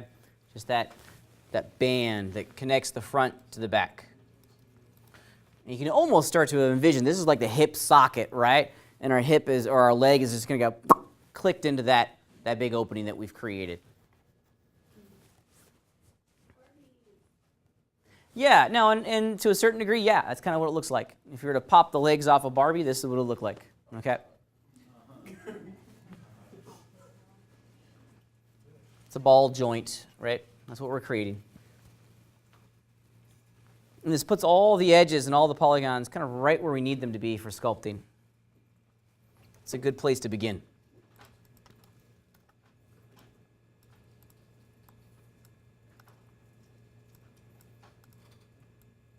As you're starting to flesh out the polygons or the location of all these verts, try your best to distribute them as evenly as you can around this opening, okay? I have a huge gap between edges down here at the bottom, between that one and that one, okay? Try to, iron this out a little bit. Try to get them as evenly distributed as you can. It's going to require you to resculpt and change some things. I know that, okay? But the result is going to be much, much stronger. And at times, like I just found out that I'm going to have to go into vert mode and just kind of do this manually. That's okay. That's why they pay us the big bucks, okay? Yeah, and that's a good place to begin.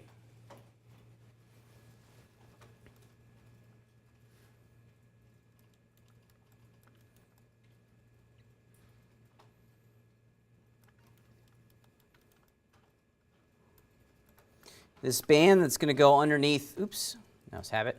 This band that's going to go underneath our groin area here, it's going to be a little strip, okay? So don't make it too big, okay? But don't make it too small either. There's just a little strip, okay? And now we're going to do exactly what we did with the leg, or we see with the arm. Okay, we're going to make a new cylinder that matches the same number of sides we have for the opening. I'm going to just do a good check here. Double clicked. I got a 16-sided opening. So I'm going to create a new poly cylinder that, of course, naturally is 16 sides. Okay, let's change it in the input section of our channel box. There we go.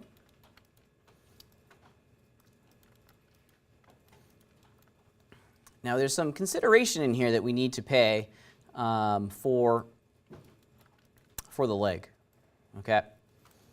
In every sense, we're going to mirror as best we can the system that we used for the torso.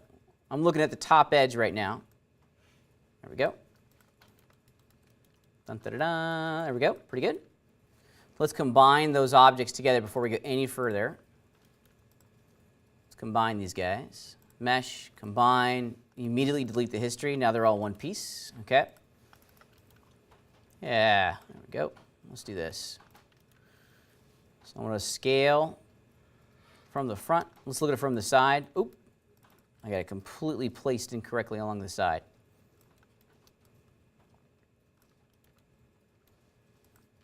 Okay. Shoot, let's just do it real fast. I want to establish the basic proportions of my leg. Way down here to the ankle. I'll scale it down from the front.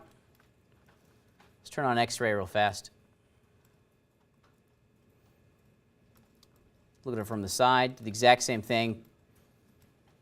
Move in place, just like we did earlier, right?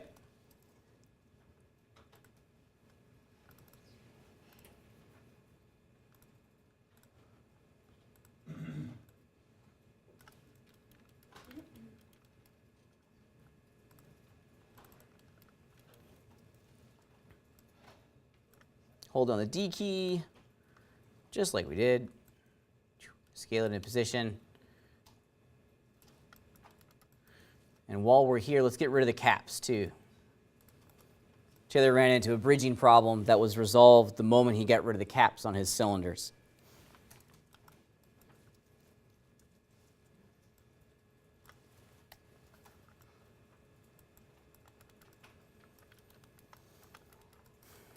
All right. So now we're ready to bridge this. This is going to look weird when we do the first bridge. That's okay, because we're going to go back in and fix it. All right? It's going to look strange. It's going to look not right. But we're going to fix it. And the face, that should be right at the bottom. Oops. Say again? The top part of the leg should start. Okay, because we're. If you look at where I have it, Yeah. and something like that. And now that I look a little bit more at my band here, I'm going to grab some verts. Move these two fellers in a little bit. There we go. All right, so now in edge mode, I can double-click the opening of my hip socket, double-click, shift double-click the top of my leg, and simply bridge them together. So like I said, it's going to look weird, okay? Embrace the oddness of all of this. Okay, it's going to look strange, okay? We have some work in here that we need to do, okay?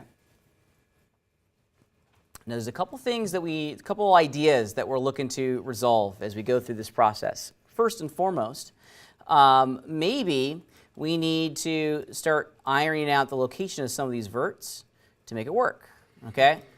So it looks like it's all getting twisted and garbled, and if it's not working here, it's certainly not going to work over in Mudbox, okay? Mudbox is not magical. I think we try to make it magical. Far too often, that's just going to fail every single time. Okay?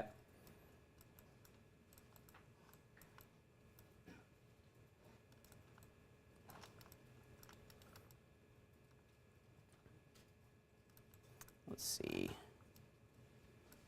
Yep, let's do this.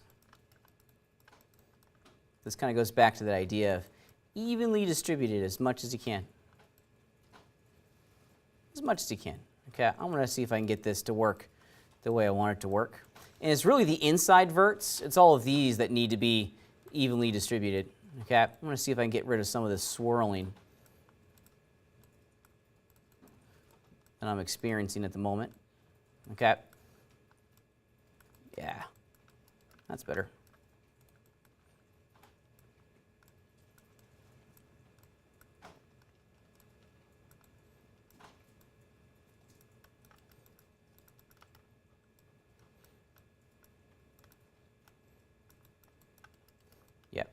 I'm starting to get where I want to go. That's a little bit better for me.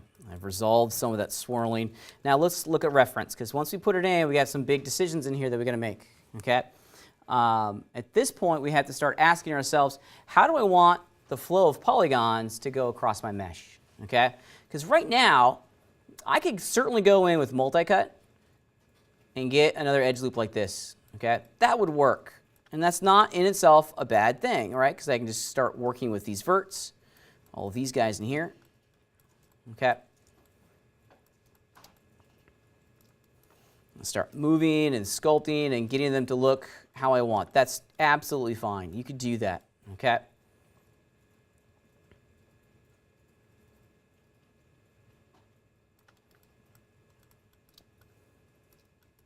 Turn on X-ray for a second here. Just want to make sure. I know. I think it was.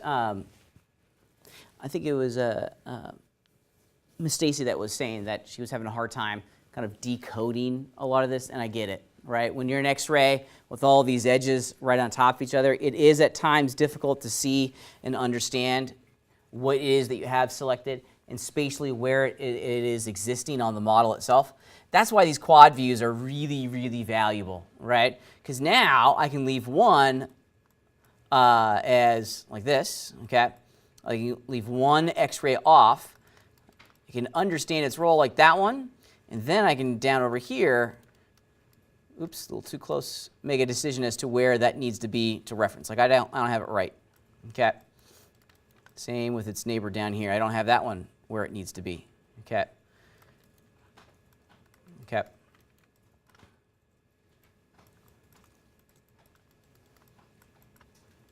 This is as hard as we make it, okay? You have a lot of really great tools in here, a lot of really great windows, okay? Use them. But don't forget about reference.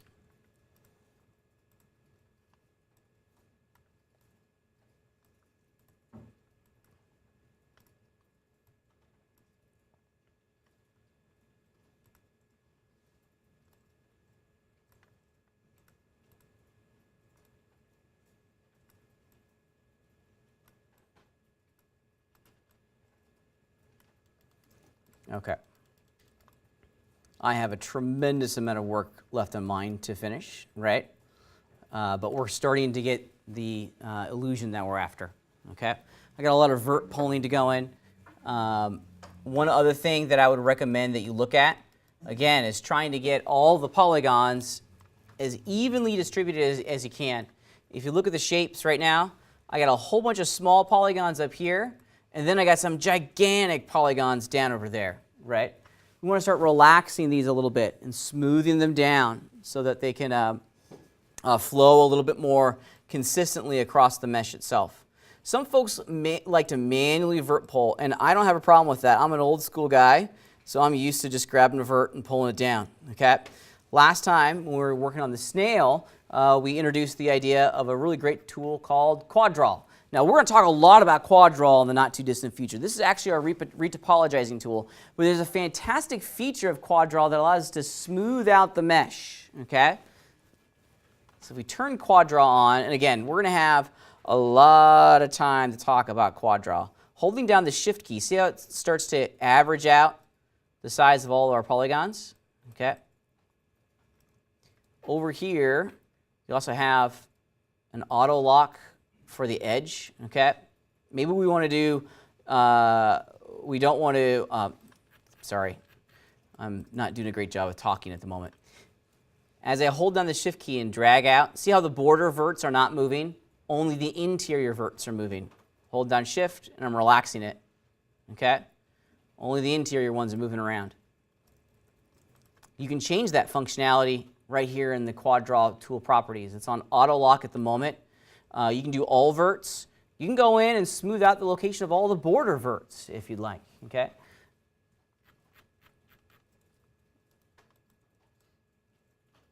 That's a great way of working. Back to the Q key.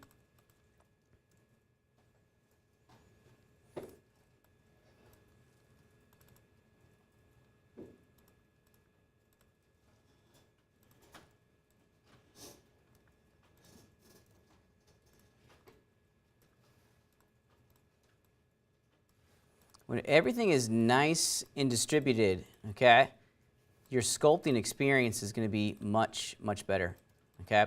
You're going to get a much more consistent sculpt. The polygons are going to be laid out a little bit more uniformly. There we go. Ta-da! That's not so bad, okay? Yeah, we're starting to get a nice flow in there. Me likey. All right. I'm going to let you guys figure out the hands, the feet, and the head, okay? That's the puzzle for you to solve over the next 7 days. I'm not going to give you all the answers, okay? However, if you take everything that we've talked about today, I think you can figure it out, right? Using some existing shapes or doing some simple extrusions will allow you to block out the basic forms of all of those parts and pieces, okay?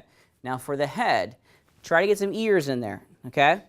Don't worry so much about the eyes because we can start pushing in those things. Remember what Mudbox does a horrible job of doing, and that's creating shapes, right? The ears are 2 gigantic squares attached to our head, okay? Hint, hint, nudge, nudge, a simple extrusion, and then another extrusion out will start allowing you to create those shapes pretty quickly, okay?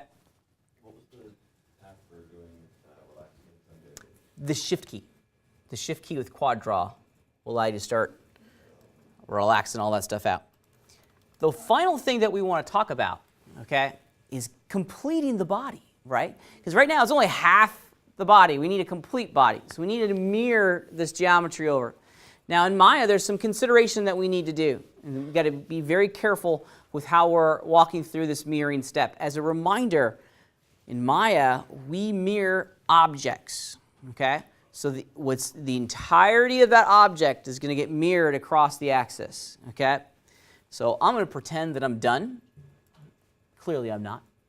But I'm going to pretend that I am, all right? And there's mirroring is kind of a 3-step sequence. The first thing that we need to do is that we need to ensure that all of the border verts, okay, are precisely aligned at the center of the x-axis, precisely aligned. At this point, we've been smoothing, we've been moving around. There's a very, very high likelihood, like I would take it to the bank, that there's at least one vert that has crossed over the x-axis, okay? Let's look at my scene from the front, okay? And specifically, what I'm talking about are all of these border verts right there, okay? And I know in the back that's hard to see, but it's all of these fellers. All the verts that run down the middle line of our body, okay?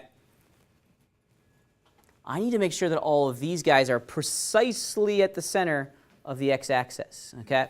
You just cut off half the body? I did, yep. Earlier, step number 4, I think, in our 200 sequence step, I deleted half that cylinder, okay? Because we only want to make half the body, right? You know, we only want to make one leg, one arm, one hand, one foot, and then have the computer do what it's meant to do, and that's duplicate, right? But however, we need to get some things aligned here. And if you look very carefully, yeah, I can see that these verts are out of alignment to each other. They're not perfectly centered right there at the middle of the x-axis. Now we can and we should ask the computer to perfectly align all those verts for us inside of our scene. Now if you're coming from Modo, it was wicked easy to do this. There's actually a tool, it's called Set Position, and it's awesome, and they should totally replicate that tool, right? That functionality, believe it or not, in Honest, is here. It's just completely hidden. Like, so hidden, I just thought it wasn't there, right? You know, it's one of those things where someone showed this to me like 5 or 6 years ago, and I went, are you kidding me? You know how long I've been banging my head against this one problem? So let me help you out. I'm going to make it easy for you guys. Right up here, okay? See where it says sign in? Have you ever wondered what these little things are? These are actually little expanders to the interface, okay? And they're all over the place. See how this is a square? If I click on it, all my rendering stuff is gone. Click on the arrow and expands a part of interface, right? Look at all the stuff that by default is hidden. Okay, that's just collapsed in these little boundaries, right? Most importantly, bloop, this guy right here. Okay? So obvious it's missed, right in front of us. It was staring at me for years, okay? X, Y, Z, okay? Now I have all those border verts currently selected. So if I put 0 on the X, and then hit return, it's going to move all the selected components to that location inside the scene. Okay? Let me do that one more time, and I'll make it real obvious. I'll take this guy, and I'll move him way over here along the X so you guys can see this entire operation happening. I'm going to grab all my border verts. I need to do this before I mirror, right? That way I get a clean mirror. Get that one too. Guaranteed this part of the interface is going to be collapsed in that little divider right there. Okay? We want to put the location we're going to place each individual vert to in the channel box, 0 on the X, and then the moment we hit the return key on our keyboard, all those verts are moved to that location. Okay? That's a lifesaver, in all honesty. That's one of those things where you kind of go, yeah. Maya is just full of those little pitfalls, that little tricks that I think only the engineers and the developers that created the app understand what it was. Without a label, it's impossible to know what those things do, right? Anyways, all right. So with all the border verts, the boundary verts centered along the x-axis, now we can start our mirror, okay? This is an excellent time inside of your modeling sequence to delete your history, okay? If you look at the history that's on this guy, now I deleted mine recently, but I got a whole bunch of history here. I want to get rid of that because I want a clean chunk of geo. So let's delete my history. Bye-bye. Now we can run the mirror. Look at the options, though, when you run mirror. A lot of folks, they run mirror and then they panic, okay? Because at times, the direction is plus instead of minus, okay?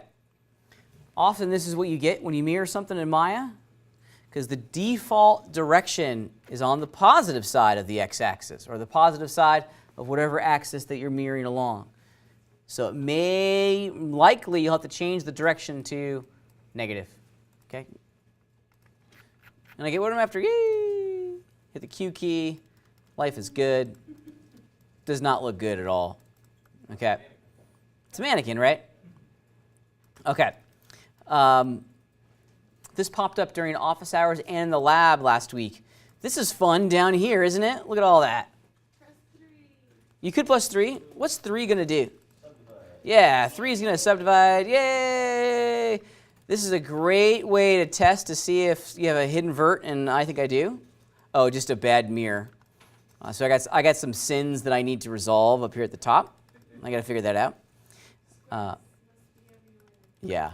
But look at how the computer is choosing to shade that area that I bridged between the cylinders, right? That's weird. It's very bad, right? Kinda. It's an edge weight thing, okay? On the back end of mine, this is actually going to come out again for us in about a month or so, okay? This is going to rear its ugly head again. What's called a hard edge and a soft edge. The hard edge and the soft edge basically determines when the material is going to begin and end smoothing out the shape, okay? These edges in here have all been assigned a hard edge, okay? If you're doing hard surface modeling and we're going to do a treasure chest, we're going to need to go in and tell the computer when to start and stop smoothing the shape, okay? So we can create very crisp edges at times. You'll see this when we come back to it in about a month, okay? But point being, if you get something like this and you want to fix it, and I would encourage that you do, so you can just select your entire object, or you can just go into, I'm going to go into my edges, just grab everything, okay? And then it is under, I got to remember, surfaces. It's not under surfaces. It is under mesh display, and we want to do soften edge, okay? This is going to allow the shading engine to continue shading through. It's not going to. It's treating all the polygons with soft edge like as one polygon. Okay. When everything has a hard edge, it's looking at each individual faceted face, individually. Okay. And it's only shading within the boundaries of the hard edge. So let's soften, and then our problem goes away. Ta-da! Now it's instead of shading each individual face, it's treating them all as a group and is shading across them, if that makes sense. I think I'm speaking very badly at 4 o'clock on a Wednesday. I've been talking all day. My brain's mush. Okay. So don't forget to center the boundary points. Okay. All those verts need to be exactly at the center of the x-axis before you mirror. That's going to give you the most consistent result. Okay. Good luck on the remainder of your puzzle. Okay. There are some good pieces in there. I'm not going to give you everything because that wouldn't. Yeah. We're here to learn. I want you to apply these ideas that we've been talking about in class to some puzzles on your own. Remember, we're going for the full kit and caboodle on this one, all right? So we're doing, body, head, feet, and hands, okay? Keep it basic. Keep it blocky. It all needs to be one connected piece, okay? No discontiguous islands, no separate meshes like the snail, all one piece so we can sculpt on it cleanly over in Mudbox. Sound good? Are we also sculpting on it entering in? Or No, yeah, just the block out for this week, and then next week we're going to bring it over to Mudbox and have some fun. Sound good? All right, we've got about 30 minutes left in class. Let's get to work.